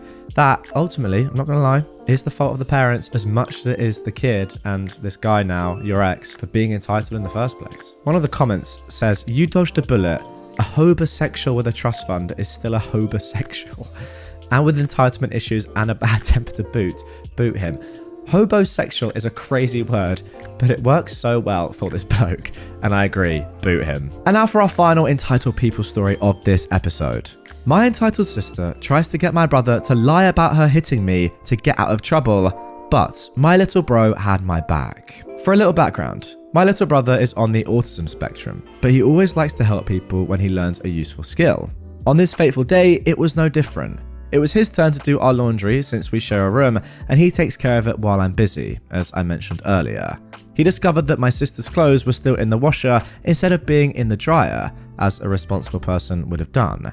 However, this was no problem for my little brother. He simply moved them into the dryer for her, and even ran the clothes through the dryer so he could wash his own clothes. By the time his clothes were done, our sister still hadn't come to collect her clothes. So my brother put them in a bag and took them into our grandmother's room, she used to sleep in there, to make space for our clothes in the dryer. A few hours later, all hell broke loose. my sister emerged from the laundry room, screaming like a banshee about someone stealing her clothes. Initially, my brother denied taking care of her laundry because my sister seemed like she was going to harm the person who did it, as if they deliberately ruined her clothes. However, he eventually confessed to putting her clothes in the dryer and taking them to our grandmother's room. My sister demanded that my brother show her where the clothes were and proceeded to verbally abuse him all the way there. Hearing all this verbal abuse, I decided to confront my sister and tell her off. I pointed out that my brother had taken responsibility for something she should have done herself. If he hadn't done what he did, my sister would have been left with a pile of wet and smelly clothes, requiring her to wash them again. Her response was to kick me right in the stomach, and I wasn't going to let that slide easily. At the time, I was a 6-foot male, and my mother had told me that hitting people in public, or those much younger than me, probably wouldn't be allowed. But dealing with my older sister was different. As she attempted to strike me again, I swiftly grabbed her and threw her onto the bed before punching her in the back. My sister started scratching my neck and biting my arm, but I eventually gained the upper hand, pinned her down, and punched her again, warning her never to try something like that again. I then left the room with my little brother. Not 30 seconds after I left, I saw my sister chasing after me with some sort of wooden object in her hand.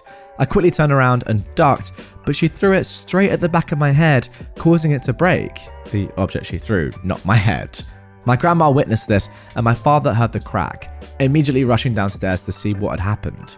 Meanwhile, I ran to my room, lay down, and tried to ease the pain.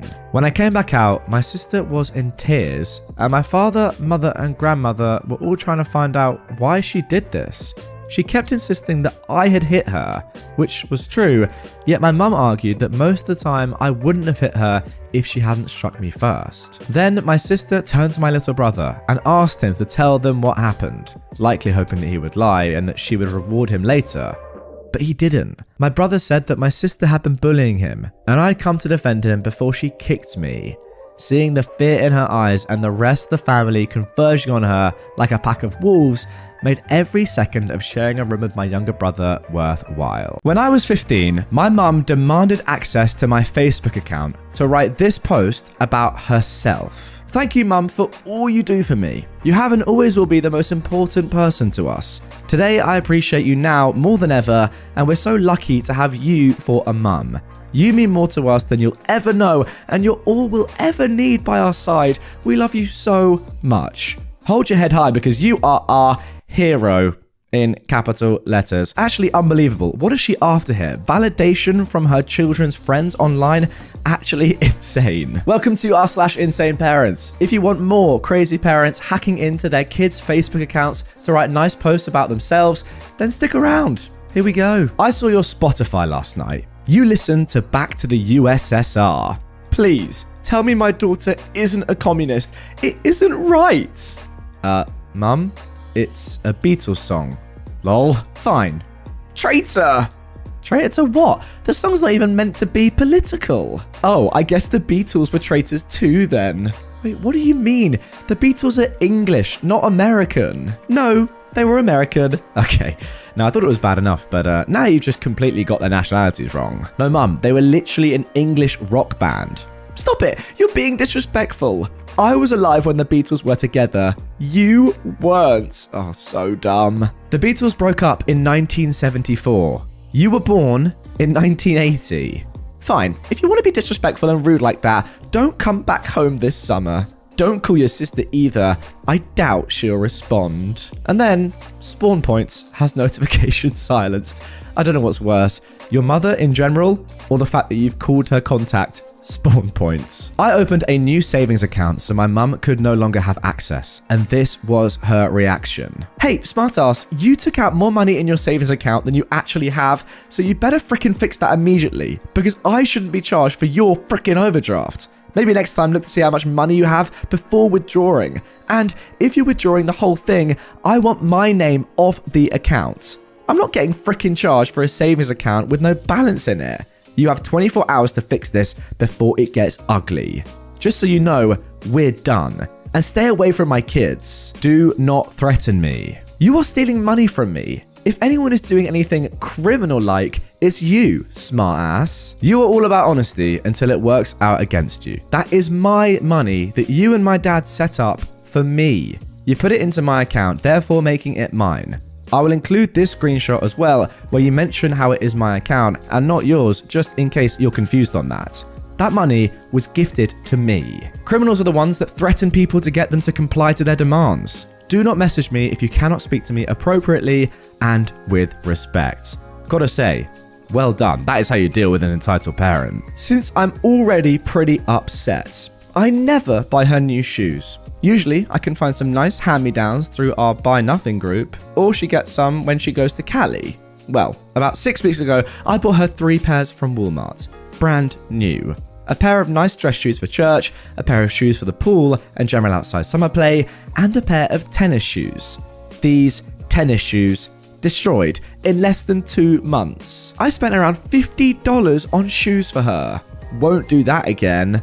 Sorry, $50 for 3 pairs of shoes. What? Starting tonight, no more pool. No more bowling, no more riding her bike around the neighborhood or playing outside. No more library, no more anything until she can get her act together. Yeah, not even any stuff that helps her in her education or is just good for her. We fly to Cali this weekend. She will likely stay there for a month or so, and I will come back and clean and remove everything that isn't necessary for her survival. I'm on the verge of breaking. What? Okay, well, one of the more crazy Facebook posts I've seen from an insane parent. Yeah, so you're spending $17, well, slightly less, $16.66 on a pair of shoes, and you're expecting it to last. I wonder why they broke in 2 months. I mean, to be fair, I was surprised they lasted that long. My dad is in Texas right now and is making me send photos of my room every day, or he takes $100 from my account. I'm taking $100 from you because you didn't send me a picture of your room. And I'm taking another $100 today if I don't get pictures. Dad, I just got home late and forgot because I had a busy day. My room is clean. You had all day to take pictures. Send pics before you go to work or lose another $100. I'm not joking around. No, I didn't have all day. I got to work at 12 and didn't come back till 9:30. And I had cross country and had to figure out parking. I literally just forgot. And OP has attached a photo of their room. Okay, you don't lose $100 today, but you will tomorrow if I don't get pictures. All right, so can I have my $100 back? No. Yep, completely legitimate and makes sense. You're taking $100 from your kid for not taking a picture. It's an interesting world that we live in. Oh, here we have a lovely flowchart. Should I spank my child? Wow, it's brilliant stuff. It really is. Right, first of all, are they old enough to understand the reason? If yes, then use reason and stop hitting your child, you idiot. If no, then they're not old enough to understand the reason you're striking them. That is why you should stop hitting your child, you idiots. Overall, don't hit your child. I agree. Pretty simple explanation. But no, apparently that's not the case for everyone because this Twitter user has replied. What a superficial view, lol. If it was that easy, no reasonable person would hit their child. Well done. You just answered your own point, you clown. No reasonable person would hit their child. And there we go. One of 1,000 emails from my father accusing me of replacing my family with doubles as a 13-year-old. What the heck? This is apparently NSFW, so it's blurred. But let's see anyway. Okay, so the title of the email is Yo Mama, which is interesting to say the least. I know we lived in apartment 531 when all that went down. When you said you became what in your words was not important. It's a text I have, but I can't seem to understand why it shows blank living at 2 other apartments in the same complex at the same time. Crazy, right? Also, other people with different first names in the same number apartment? Must be a conspiracy. But you sure became part of it at 13 when I'm struggling to make it work on your birthday, that you sat with your mother and talked like rubbish to me. Must have made you proud to have come of age for them. The only thing real from that day was me, problems to defeat, and the joke. How did the boy get all his friends to his bar mitzvah? A Jew hall? What? It was good and real and will always separate me from the fakes. Right, what is actually wrong with this man? Like, he can't speak, first of all. He's making anti-Semitic jokes. And thirdly, he's titled the email Yo Mama. And the third one is actually by far the worst out of all of them. My mother-in-law hid that she has a relationship with a registered sex offender. What? Did you know about this? And then I guess something's been blurred out here, but OP is pretty much sending a photo to their mum of the California sex offender list or whatever, and probably the person that she's sleeping with is on there? Wow. The mum replied, "It was a prostitute. How did you find that?" And there we go, California Megan's Law. As long as I'm not on there, what? Then OP just pretty much replies saying that dude is not allowed over there ever. The mum replies, "Wow, okay, look, I understand, but there's absolutely nothing to worry about. But look, I do understand. Yeah, nothing to worry about at all, despite the fact that the guy you're screwing is on a sex offenders list." What? Yes, there is, replies OP. Monsters commit crimes like sexual assault. I don't care if it was a prostitute. That is atrocious and unforgivable. What? So going by your mum's logic, because the guy's a prostitute, it's okay that he's on a sex offenders list? What on earth? My mum asking me for the 100th time if me and my friend are together just because she's a girl. Now, a bit of context here. My brother passed away in a car accident and I'm 21 years old. I need to know, on God's honest truth, are you boyfriend and girlfriend? Do not lie. Swear on your brother's soul. Oh my God. Answer me. We want to know. No, we're not. Okay, good to know. That is maybe the most shocking of everything I've seen so far. Your brother died in a car accident. Your son died in a car accident. And you're just using his soul willy-nilly like that? That is honestly shocking. Your own kid is dead and you're saying swear on his life. Or soul. I can't quite believe that. A mother of the bride sympathy party because she doesn't get to control every aspect of her daughter's wedding. Right, here she is, and she's feeling thankful. I have the best friends in the world. Tonight they had a party for me. It was a mother of the bride sympathy party, complete with wedding cake, mints, games, prizes, and bouquet throwing. All the guests were encouraged to wear any and all parts of their wedding ensembles that still fit. Most wore their veils, earrings, and garters. Everyone contributed their own wedding portraits, and we had vintage bride and groom statues on the table. How embarrassing is that? All these old losers wearing their veils from years ago because they're sad it's not their wedding? What is going on here? Anyway, let's carry on. Everybody knows that you get to have the wedding of your dreams when your daughter gets married. What? Everybody knows that you get to have the wedding of your dreams when your daughter gets married. Okay, a little bit backwards, but fine. Unless you go and give birth to a bride with a mind of her own and millions of new ideas and a distaste for the way that weddings have been done for centuries. And if said bride happens to have worked in a bridal salon all during college, she will more than likely tell you that you know absolutely nothing about weddings and you should just sit down and write the checks and let her take it from here. That is why my tribe of girlfriends stepped up and had all of the vintage, traditional, sentimental details that I love at a party honouring the wedding I'm clearly not going to get to have. I don't know if a mother of the bride party is a legit thing or not, but it surely ought to be. No, it surely ought not to be. That's the dumbest thing I've ever... So dumb, can't even speak. After we had all of the fun we could possibly have, we learned that our waitress was actually getting married tomorrow, and she didn't have a veil, a ring, or a bouquet. So we hooked her up with all three. We all offered her our veils, but she chose somebody's because it lights up. That's not tacky at all. She was actually a little teary. We were too, but for totally different reasons. If you know a mother of a bride whose dream wedding is getting curtailed by a renegade bride, I strongly encourage you to have this party. How cute. My insane stepmom. Your dad and I are going on vacation next week. Can you get me that $4,000? Once again, I am not giving you $4,000 because you wrecked the Jeep a week after I sold it to you. Oh my gosh. Okay, there's the context that we deserved. But you said you knew there were problems with the car and that if anything happened, you would help fix it. I found the parts and I need that money to fix it so I can get to work. Yeah, I said it didn't run the best, but as long as you were just going back and forth to work, it would be fine. But you drive literally 3 miles down the road, and I don't get how you hitting a parked UPS truck has anything to do with what was wrong with the Jeep. I also said if something did go wrong with it, mechanically, I would help fix it if it broke within the first 3 months. But also, I don't know what you're using the $4,000 for. That Jeep is probably totaled. Leave me alone. So your stepmom buys something off you, ruins it, then wants the money back. Typical. Does insane aunt count? Yes, it absolutely does. She got me tickets to a concert that I ended up not being able to attend as a graduation gift. This was a while ago, but I thought to post. We should sort out how I'm going to get to Green Bay and your house. Want to help me rent a car?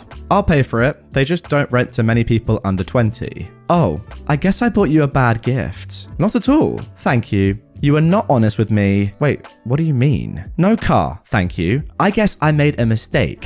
Thank you. I believed in you. Sorry I did. Do not ask my mum, your grandma. I am not happy with this. Look, I'll pay you back. No, you won't. I know you. Thank you for using me. This is not okay. And then OP pays back the full cost of the ticket, $196. There, paid back. Whatever, just another lie. Julie, I literally just sent the money. I thought I had it figured out, but my plans fell through. I'm sorry I believed in you. Julie, I sent you the money. Well, good night. It's never about money. It was a mistake. It's not a huge deal. I paid you back. No, it's about being honest and real. I was honest. I had a plan and it ended up falling through. I have not accepted your payments. Well, then you can't say I used you. Okay, Mini Tonka. Dang straight you did. Don't jack with me. See ya. I thought I had transportation because I did have transportation. But that transportation broke. Literally broke, like the engine popped. So I've been spending days trying to find a backup because I really wanted to go. I'd hoped that you'd help me rent a car that I'd pay for, but since that won't work, I paid you back. I gave you the gift you wanted. It happened before you wanted stuff from me. And the gift won't work, so I paid you back. I am fuming. Okay, look, I paid you back and I'm sorry it didn't work. I don't know what else to do. I will never forgive. If I used you, I wouldn't pay you back. No. Look, how did I use you? I made a mistake, so this is my fixing it. Just your game. My game? Jesus. Go play with somebody else. Just don't jack with me. Pay me in cash. I'm sorry I believed in you. Bye. Julie, I already sent it. Okay, well, it sucks to be you. Thanks for the burn. Good night. Yeah, it does during this conversation where I'm just trying to fix the situation and you're blowing it up. Yes, because you used me. Oh my gosh, how many times does Julie want to use the word you used me? Crazy. Dang straight. Did your mum or nana pay for such? Wait, what do you mean? Did I offer and pay when you did tell me you didn't have transportation? You took advantage of me. I still don't get how that's what you're getting out of this. Sorry I gave you the gift you wanted. See ya. Bye. She says bye for the 10th time, but let me guess, she's going to reply to your messages still. Okay, look. 1, why would I have any reason to do that? And 2, how is making a mistake and then paying you back completely taking advantage of you? Yeah, newsflash OP, it obviously isn't. Your aunt is just crazy. You really don't get it. Why would you even do that to me? Why would you use me? Julie, if I were using you, I wouldn't bother paying you back. That's how using works. Well, I don't have time for your drama. You're literally fully victimizing yourself while gaslighting. I'm trying to make it right by giving your money back to you to make up for my mistake, which I take responsibility for, and I'm sorry for. And you are a user. Oh my god. There's no helping this woman. I hate your words, and I will never forgive you. Okay. Bye. Bye. Thank you for being a female dog. See ya. Next you jack with me being nice. I will never take your attitude ever again when I gave you what you wanted. You screwed with me. It's on you. Never again will I reach out and give to you. Thank you, selfish one, and good night. Guys, can we get a good night counter down below? Look what daddy got you. This is ridiculous now. How many times does this woman want to go to sleep? Just go to bed. Oh, and she carries on. Don't ever ask from me, nor my family. Thank you. My apologies for believing in you. Any guesses for what she says next?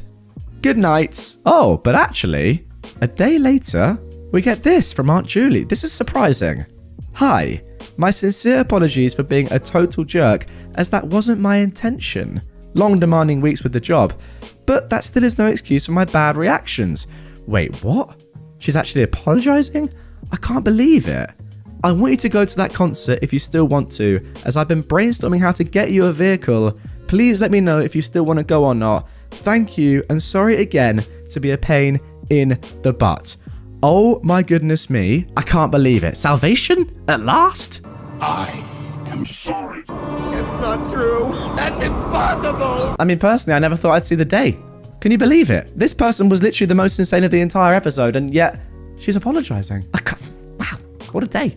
It's just so wholesome. Sister wants my wedding because it doesn't count as I'm gay. This is so unreal to me that a person has this much audacity, but apparently my sister does. I, a 28-year-old woman, met my soon-to-be wife, Noah, when she moved to my country for work. She was freshly divorced, but has a little girl who is 5 called Lena. Lena is the sweetest, and it's been wonderful getting to know her. Noah divorced her husband after realizing she was gay, and he ran for the hills, stating he didn't want anything to do with her or Lena in case she passes it on, whatever the frick that means. I proposed to Noah 10 months ago, as I know she'd be too nervous to. It wasn't extravagant, I just asked her over dinner with Lena's blessing. We've agreed we want it simple and intimate for the wedding.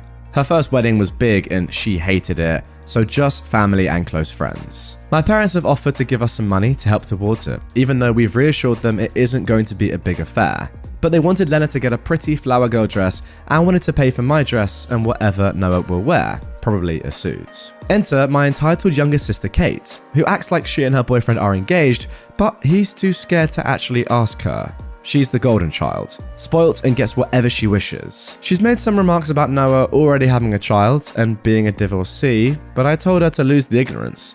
Just because she decided to stay in our small hometown and not expand her personality doesn't mean she can say stuff like that. Over dinner last night, she started whining about how I didn't need any money, and she didn't know why we were bothering with the wedding when Noah has done it all before. This is something Noah is insecure about, so I get protective of her. Kate went on to say that she could reuse her first wedding dress and started cackling.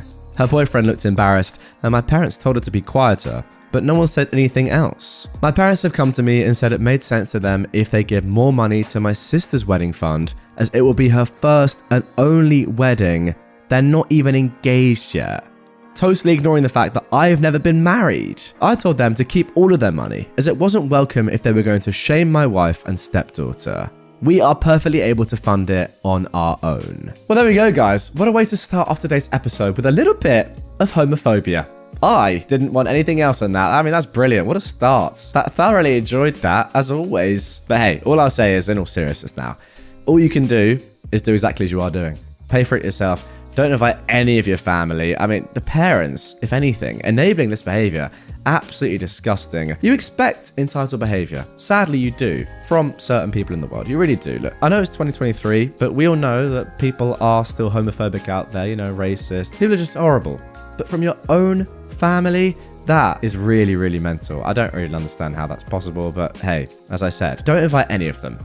Just don't. Now for our next entitled people story. Now this one is unbelievable and has a crazy twist at the end. My brother slept with and ran off with my ex and now wants an invite to my wedding, getting my parents uninvited in the process. I, a 24-year-old male, wasn't even going to make a post about this, but my brother, who I'll call Turk, made 4 posts about it. So I thought I should share my side of the story. Now the amazing thing about this, guys, is that OP has actually linked to his brother's posts, and we're going to get into them at the end. I'll use the same names he did for the sake of simplicity. My fiance is Maria and my ex is Jen. A little over 5 years ago, my brother started dating Maria, my now fiance. 3 months after they started dating, they set me up with her now ex-best friend, Jen. The 4 of us did a lot together since the girls were best friends. Turk and Maria dated for a year, and Jen and I dated for 9 months. At the end of our relationship, I came home early and found Turk and Jen having sex in my bed. After I processed the situation, I called Maria because I'd want to know if I was in her place. She came over and we confronted Turk and Jen. They dumped us, and I found out 2 days later, started dating each other. It broke me. I came home to find my brother screwing my girlfriend only to then run off with her. I had to move back in with my parents. It was infuriating because they kept talking about how happy Turk and Jen were.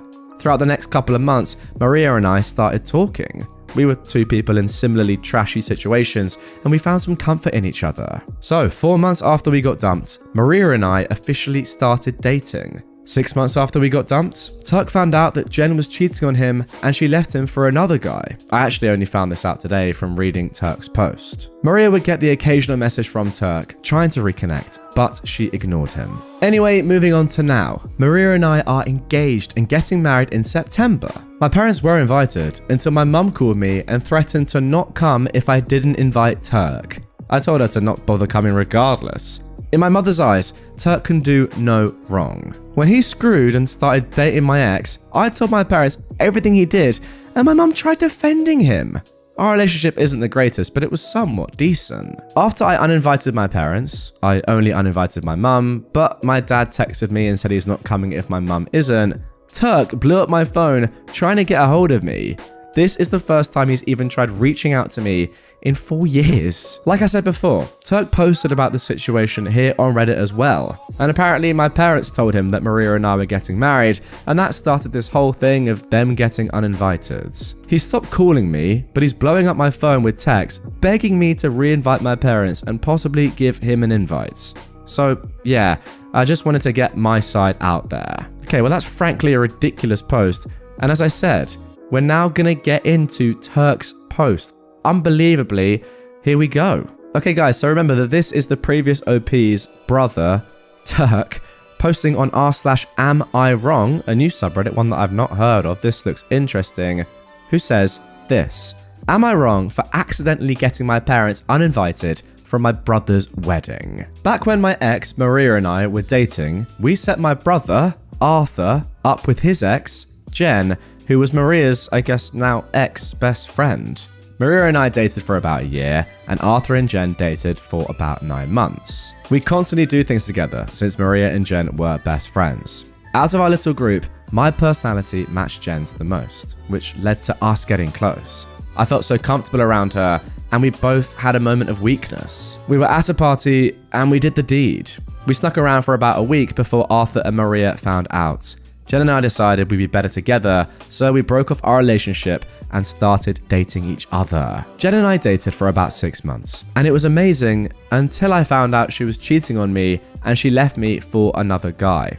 I was heartbroken. I thought I'd found my match. I kept thinking about how good Maria then was to me. In hindsight, she treated me way better than Jen ever did.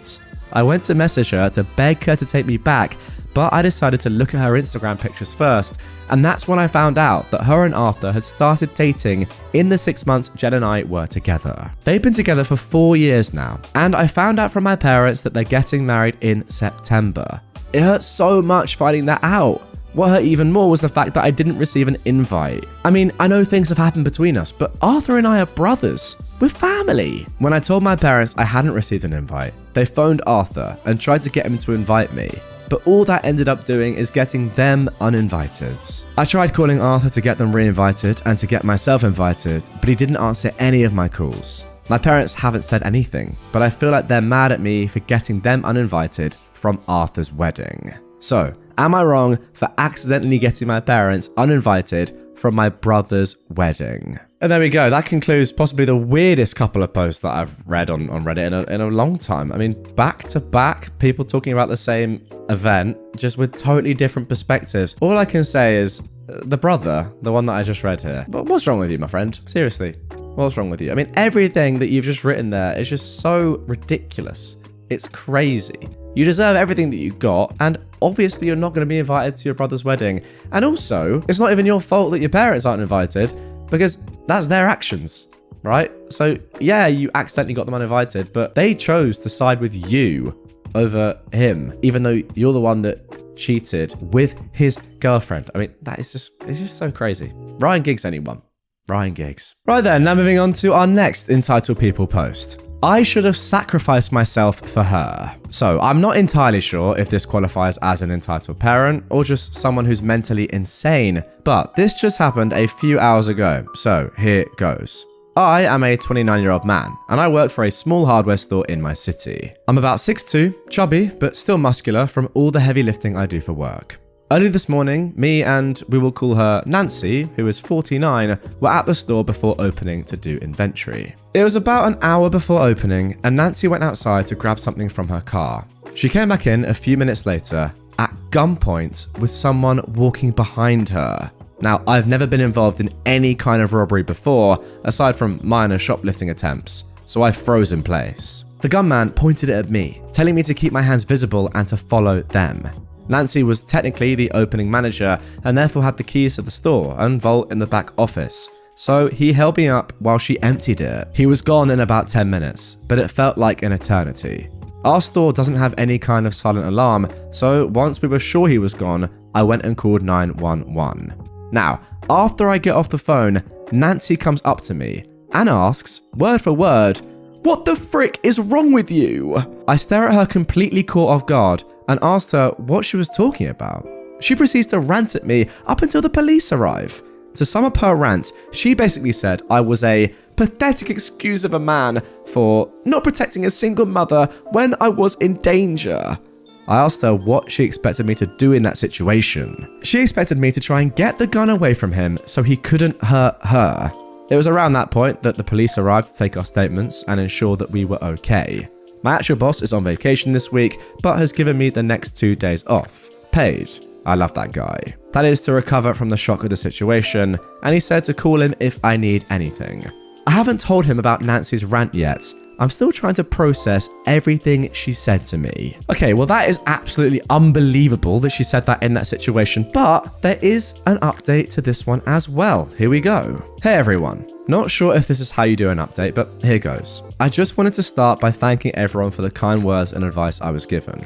It was definitely the scariest moment of my life, and I've decided I'm going to look into potential therapy. Before the actual updates, I just wanted to explain a few things based on some comments I saw in my original post. First of all, the hardware store I work for is small just in the physical sense. It's still technically one of the big name hardware stores in the US, just not warehouse size like the ones with the orange and blue logos. 2. When I said that Nancy had emptied the vault, I wasn't referring to an actual safe or lockbox. The vault in our store refers to a small, double-locked room where they store the money orders the store receives from the big armored trucks. And 3, Nancy actually is the HR manager for our store. Because the store manager was out of town for the week, she was the acting store manager along with one other person who was off that day. My actual store manager, Nancy, and the third associate are the only ones with keys to the vaults. So, now for the update. To be honest, I'm not sure if I'm more angry or scared right now, but I got off the phone with my store manager half an hour ago.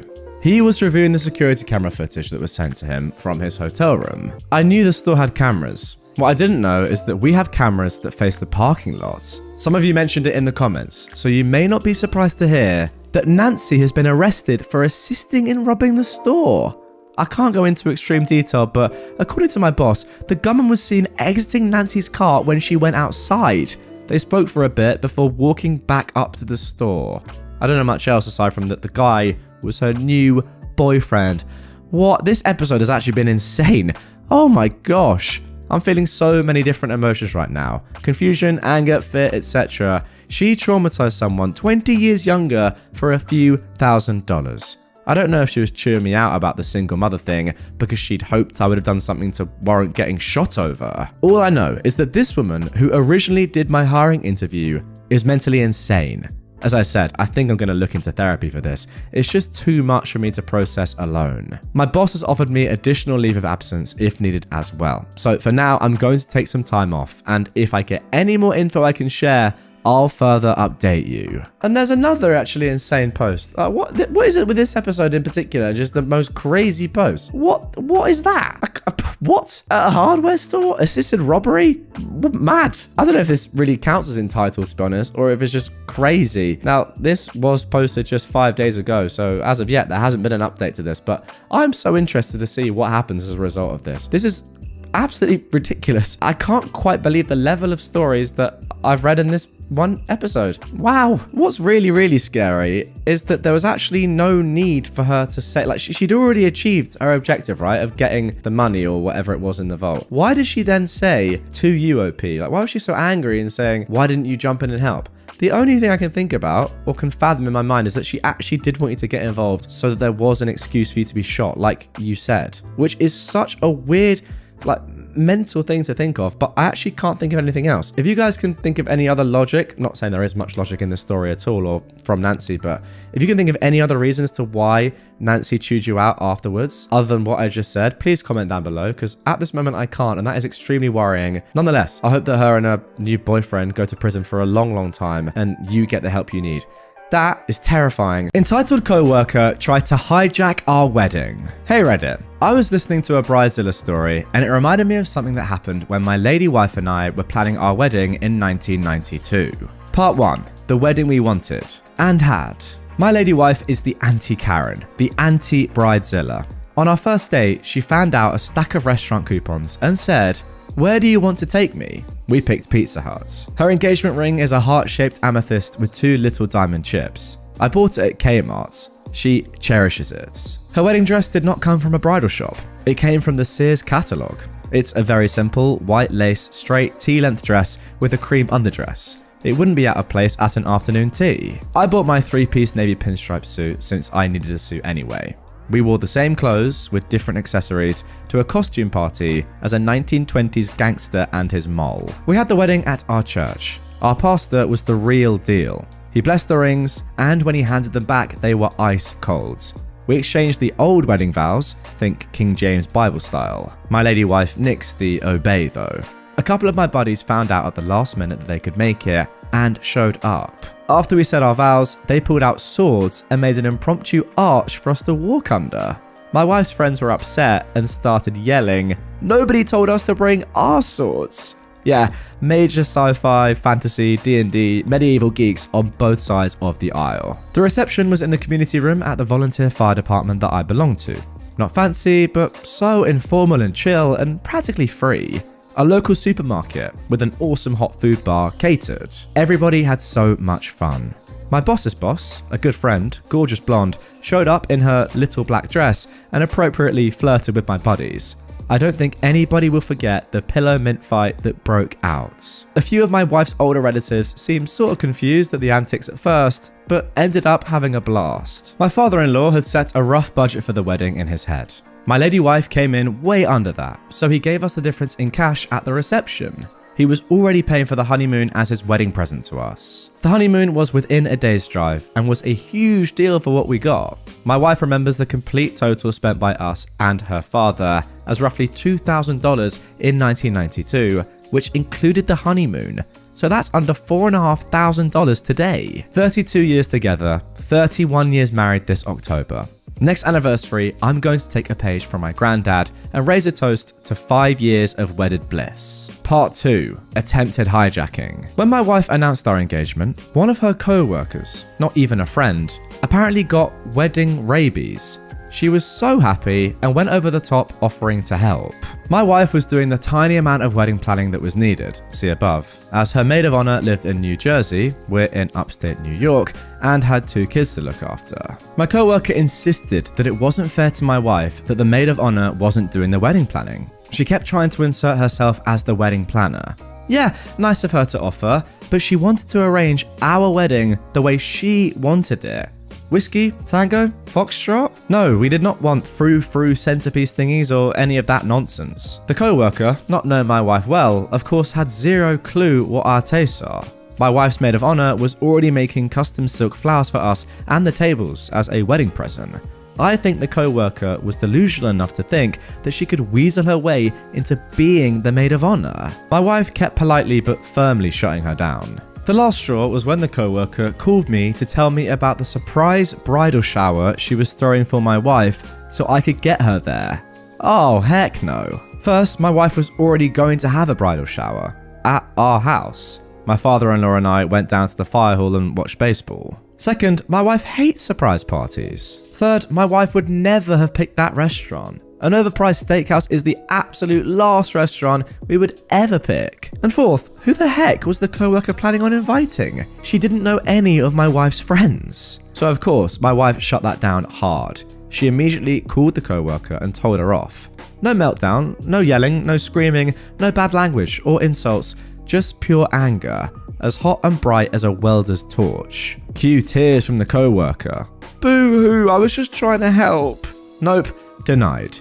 We joke that you need to keep my wife away from breakable objects when she's angry. Cities, mountain ranges, that kind of fragile stuff. So, drama over and the wedding happened. And there we go. Can I just say, first and foremost, I absolutely love this couple and their values. They know that you don't have to splurge loads of money to have a good time. No one cares about loads of fancy stuff. As long as you guys are happy with whatever's going on in your life, then that's great. Everyone clearly had an amazing time at your wedding. You spent, let's be honest, so little money, but had the best time. Like, is that not the perfect combination? It's brilliant. For some reason, there's this preconceived conception about weddings that you have to spend tens of thousands of dollars on them, but you guys have proven, do the stuff that you actually like and you'll have the best time. Fair play to you two. And also, ignore entitled, I don't even know what you can call her. Yeah, a co-worker, but she's obviously not a friend, barely even an associate. No idea why she was getting involved in the first place. Maybe a little bit of jealousy from her part, I'm not entirely sure. But yeah, as I said, you did very well to ignore her, calmly, and have the wedding that you always dreamed of. And one more thing. If you're wondering why OP was saying lady wife, well, it's explained in a comment down below. Lady wife is an old British expression, used somewhat ironically today, like calling your wife the Duchess or the Queen, preferably with a posh English accent. It's funny, cute, and an expression of poke you in the ribs love. Well, doesn't that sum up these two just perfectly? Now for our next entitled people story. Two racists to enjoy a tropical island and ends up paying the price. I was just reminiscing about the absurdity of this situation that happened almost 2 years ago, and I decided it's too good not to share. I'll be honest, it involves a lot of legal stuff that I'm not sure I'm talking about 100% correctly, but I can assure you this story is true, as is the end result.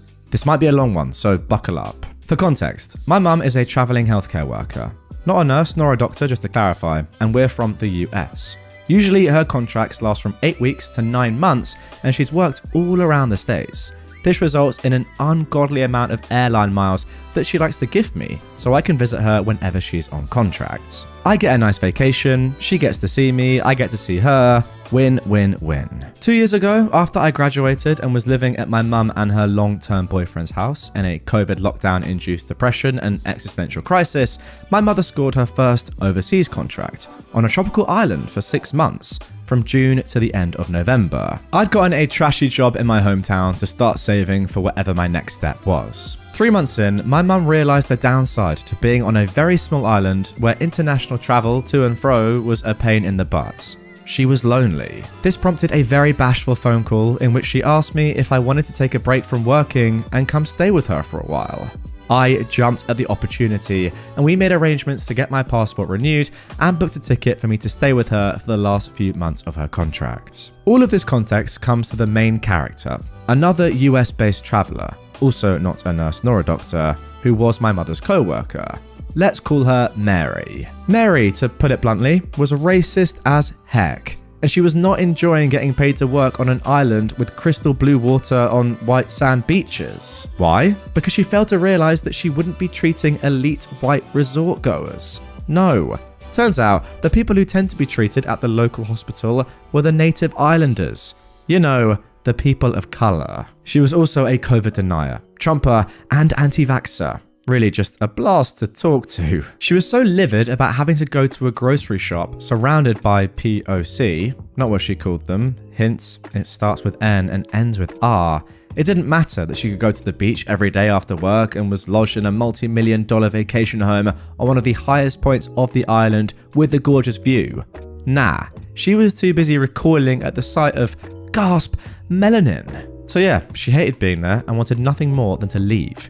She latched onto my mother for company, and my mother reluctantly obliged her for a time due to aforementioned loneliness. The main conflict of this story comes when my mother's contract began to reach its end, while Mary's still had a month to go. Mary fought tooth and nail to renegotiate an early end of her contract, but was denied. So, what does she do? She just leaves. Packs all of her stuff and departs to the US anyway. No biggie, right? She just doesn't get her remaining paychecks. Wrong. Here comes the beauty of contracts. See, the contract she agreed to comped her lodging on the condition that she fulfill her employment duties. Since she very clearly had no intention to, the contract was therefore voided and the compensation for her lodging was promptly retracted. She was now on the hook to pay back this country's health ministry for the several months of rent they'd paid to house her in that gorgeous vacation home with a beautiful view. I'm not sure how much it would have been, but I'm guessing $1 million at the very least. Mary was now not only a terrible employee in this country, but a literal fugitive. But she figured they could only arrest and charge her if she ever stepped foot back on their soil, so she wasn't concerned. Now, she was mostly right, but that wasn't the only thing this country's government could do. They proceeded to ring up the good old US government, notify them of the charges, and let them take it from there. They couldn't have her extradited, but they could ask the US to flag her passport until she paid them or faced charges, so the US government said, "Sure buddy, we'll do it." And they did. Mary can't leave the US anymore. She can't even go to Canada. She tried to join her friends on vacation in Mexico, but she wouldn't be allowed to cross the border. So if you ever think you screwed up a job really badly, just remember that you at least aren't an actual international criminal who can no longer leave the country. I'm not sure why her racist butt even wanted to go to Mexico. I heard there are a lot of Mexican people there. Yeah, I heard that too. Funny really. Don't really know why a racist person would ever want to go there, but yeah, good luck to Mary, is what I'll say. How good is karma, by the way, guys? I mean, seriously. And also, it kind of just makes sense. Like, if this woman doesn't want to go to another country because she doesn't want to see or interact with their people, or people of different color skins, then great, now she legally can't. Surely it's a win-win for everyone, right? Mary should be ecstatic with the news. She should be absolutely loving life, sitting in her little American house, never being allowed to leave the country. Brilliant, brilliant stuff. Now for our third entitled people story of this episode. My entitled sister expects me to apologize for snitching on her after she tried to out me to our parents. So me, a 17-year-old boy, and my sister, who is 14, have never gotten along. Not because she is only my half-sister, but because she is an immature and spoiled female dog. For some context, about 3 days ago, I told my sister she should stop dating her boyfriend because he is too old for her. She did not take my lecture kindly, and she did the only thing her immature butt could think of, deciding to tell my mum and stepdad that I am gay. She found out that I'm gay a few months ago after she burst into my room when me and my boyfriend were making out, and she's been threatening me that she will tell our parents ever since. The thing is, they already know, but I never told her to give her a fake sense of superiority. And ever since, she's thought she had me at her finger. Well, it seems like my sister finally decided to reveal my secret. So what she thought was about to be a session of my parents yelling at me or something turned into an intervention on her insensitive behavior, as our parents put it. She just complained about how I was the bad guy because I was blackmailing her. But I wasn't about to let her get away with trying to ruin my relationship with my parents. So I did the only reasonable thing I could. I told them about her boyfriend, who by the way is 17, turning 18 in not even 2 months. Meanwhile, she just turned 14 in June. What? That is highly illegal. Oh my god, I did not think it'd be that serious. So, you can imagine how angry our parents were when they found out she was dating a guy over 4 years older than her. At first, they scolded me for not telling them earlier and helping my sister cover this up. You know what? I actually kind of agree with that.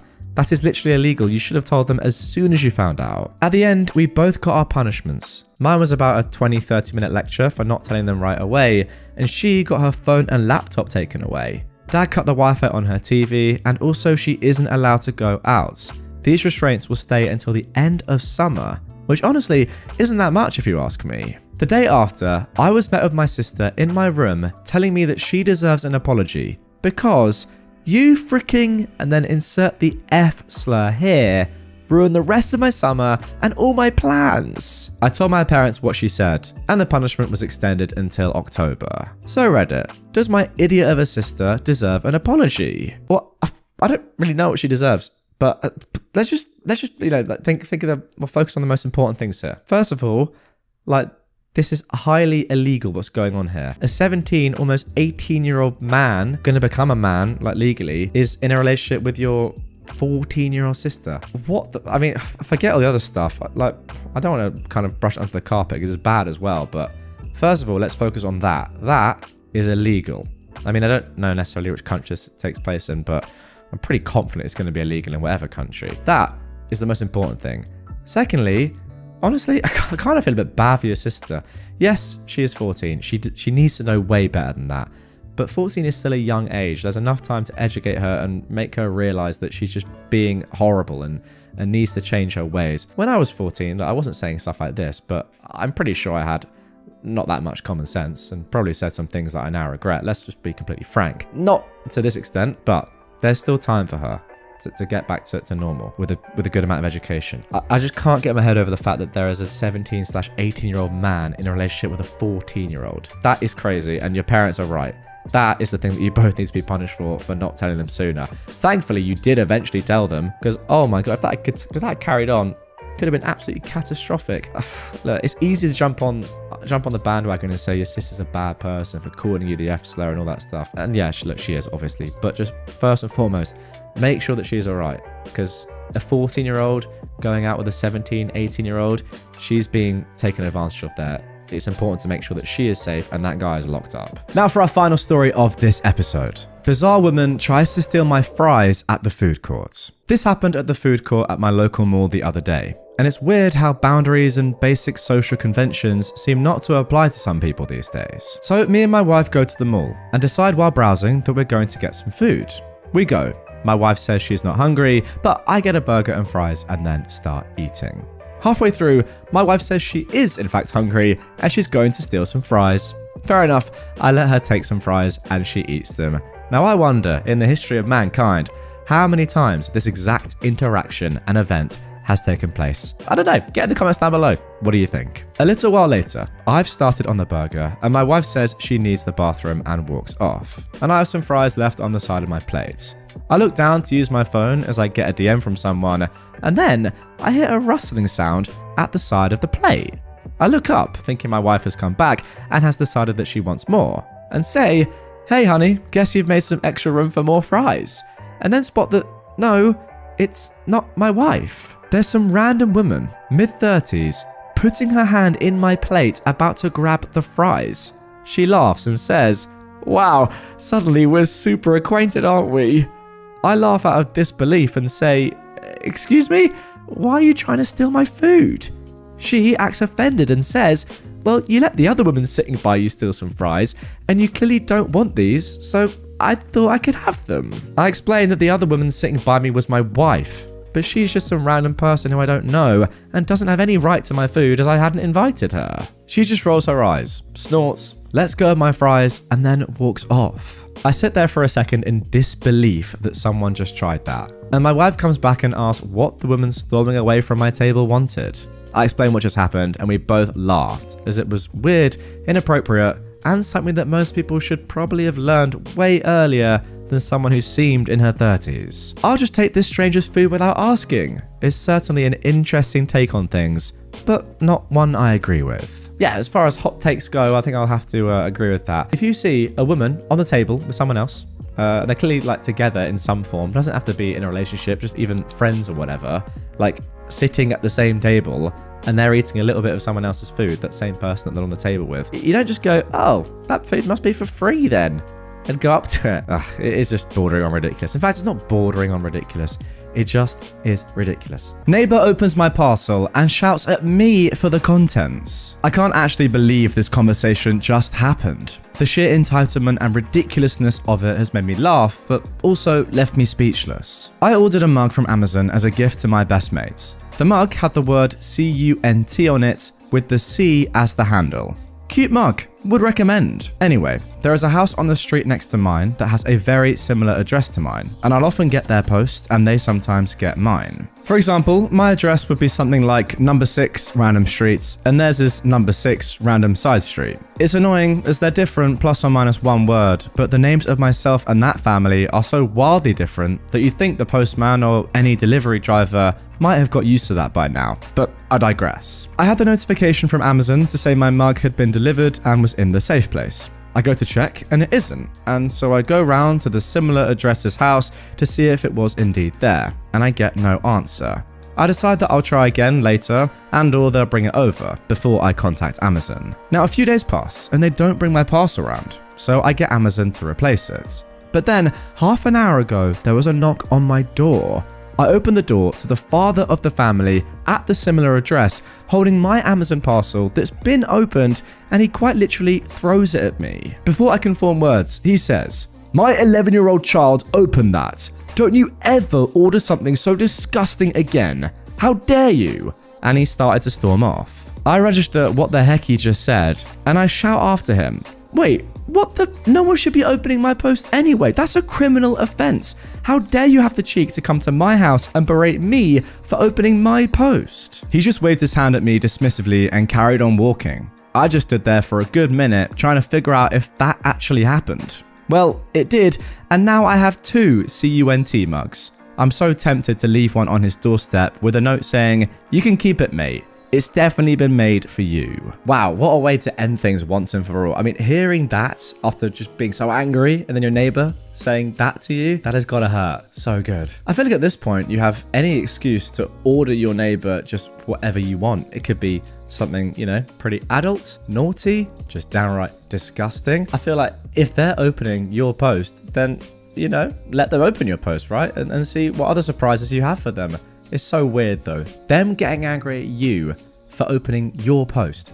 Mental. My cousin's wife tried to put their young son on a plane flight with me. Oh boy, here we go. I've lurked on this subreddit for years, but stopped due to the pandemic for mental health reasons. But I've wanted to tell this story for a while now. Let's start from the beginning. It was my very first semester as a college freshman.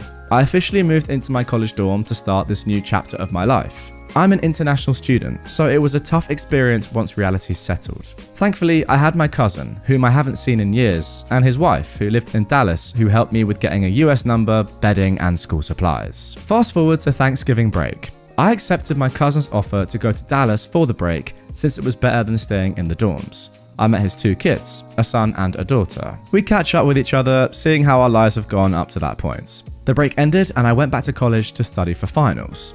Then it happened. My cousin's wife asked for a favor via text. The favor? Take their 8-year-old son home back to the Caribbean with me because his godmother wanted to see him.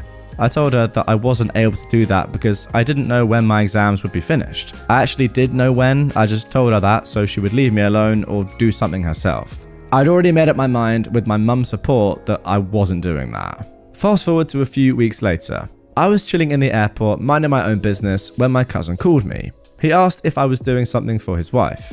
I said no and explained myself in the situation. He thanked me, and I thought that would be the end of it. But no, I saw her with their son holding a suitcase and a carry-on when I was walking to my gate. My cousin was nowhere to be seen. I asked her what she was doing. She gave me some sob story of how his godmother wanted to see him and told me that he'll be good as he was hugging my leg. I was shocked. I felt my heart race. The groups were being called, and I had to make a decision. Note, I just turned 18 at the time, and I barely knew this child. I like to have everything in order and pre-planned to avoid confusion, and this would complicate everything. Furthermore, immigration would be on my case.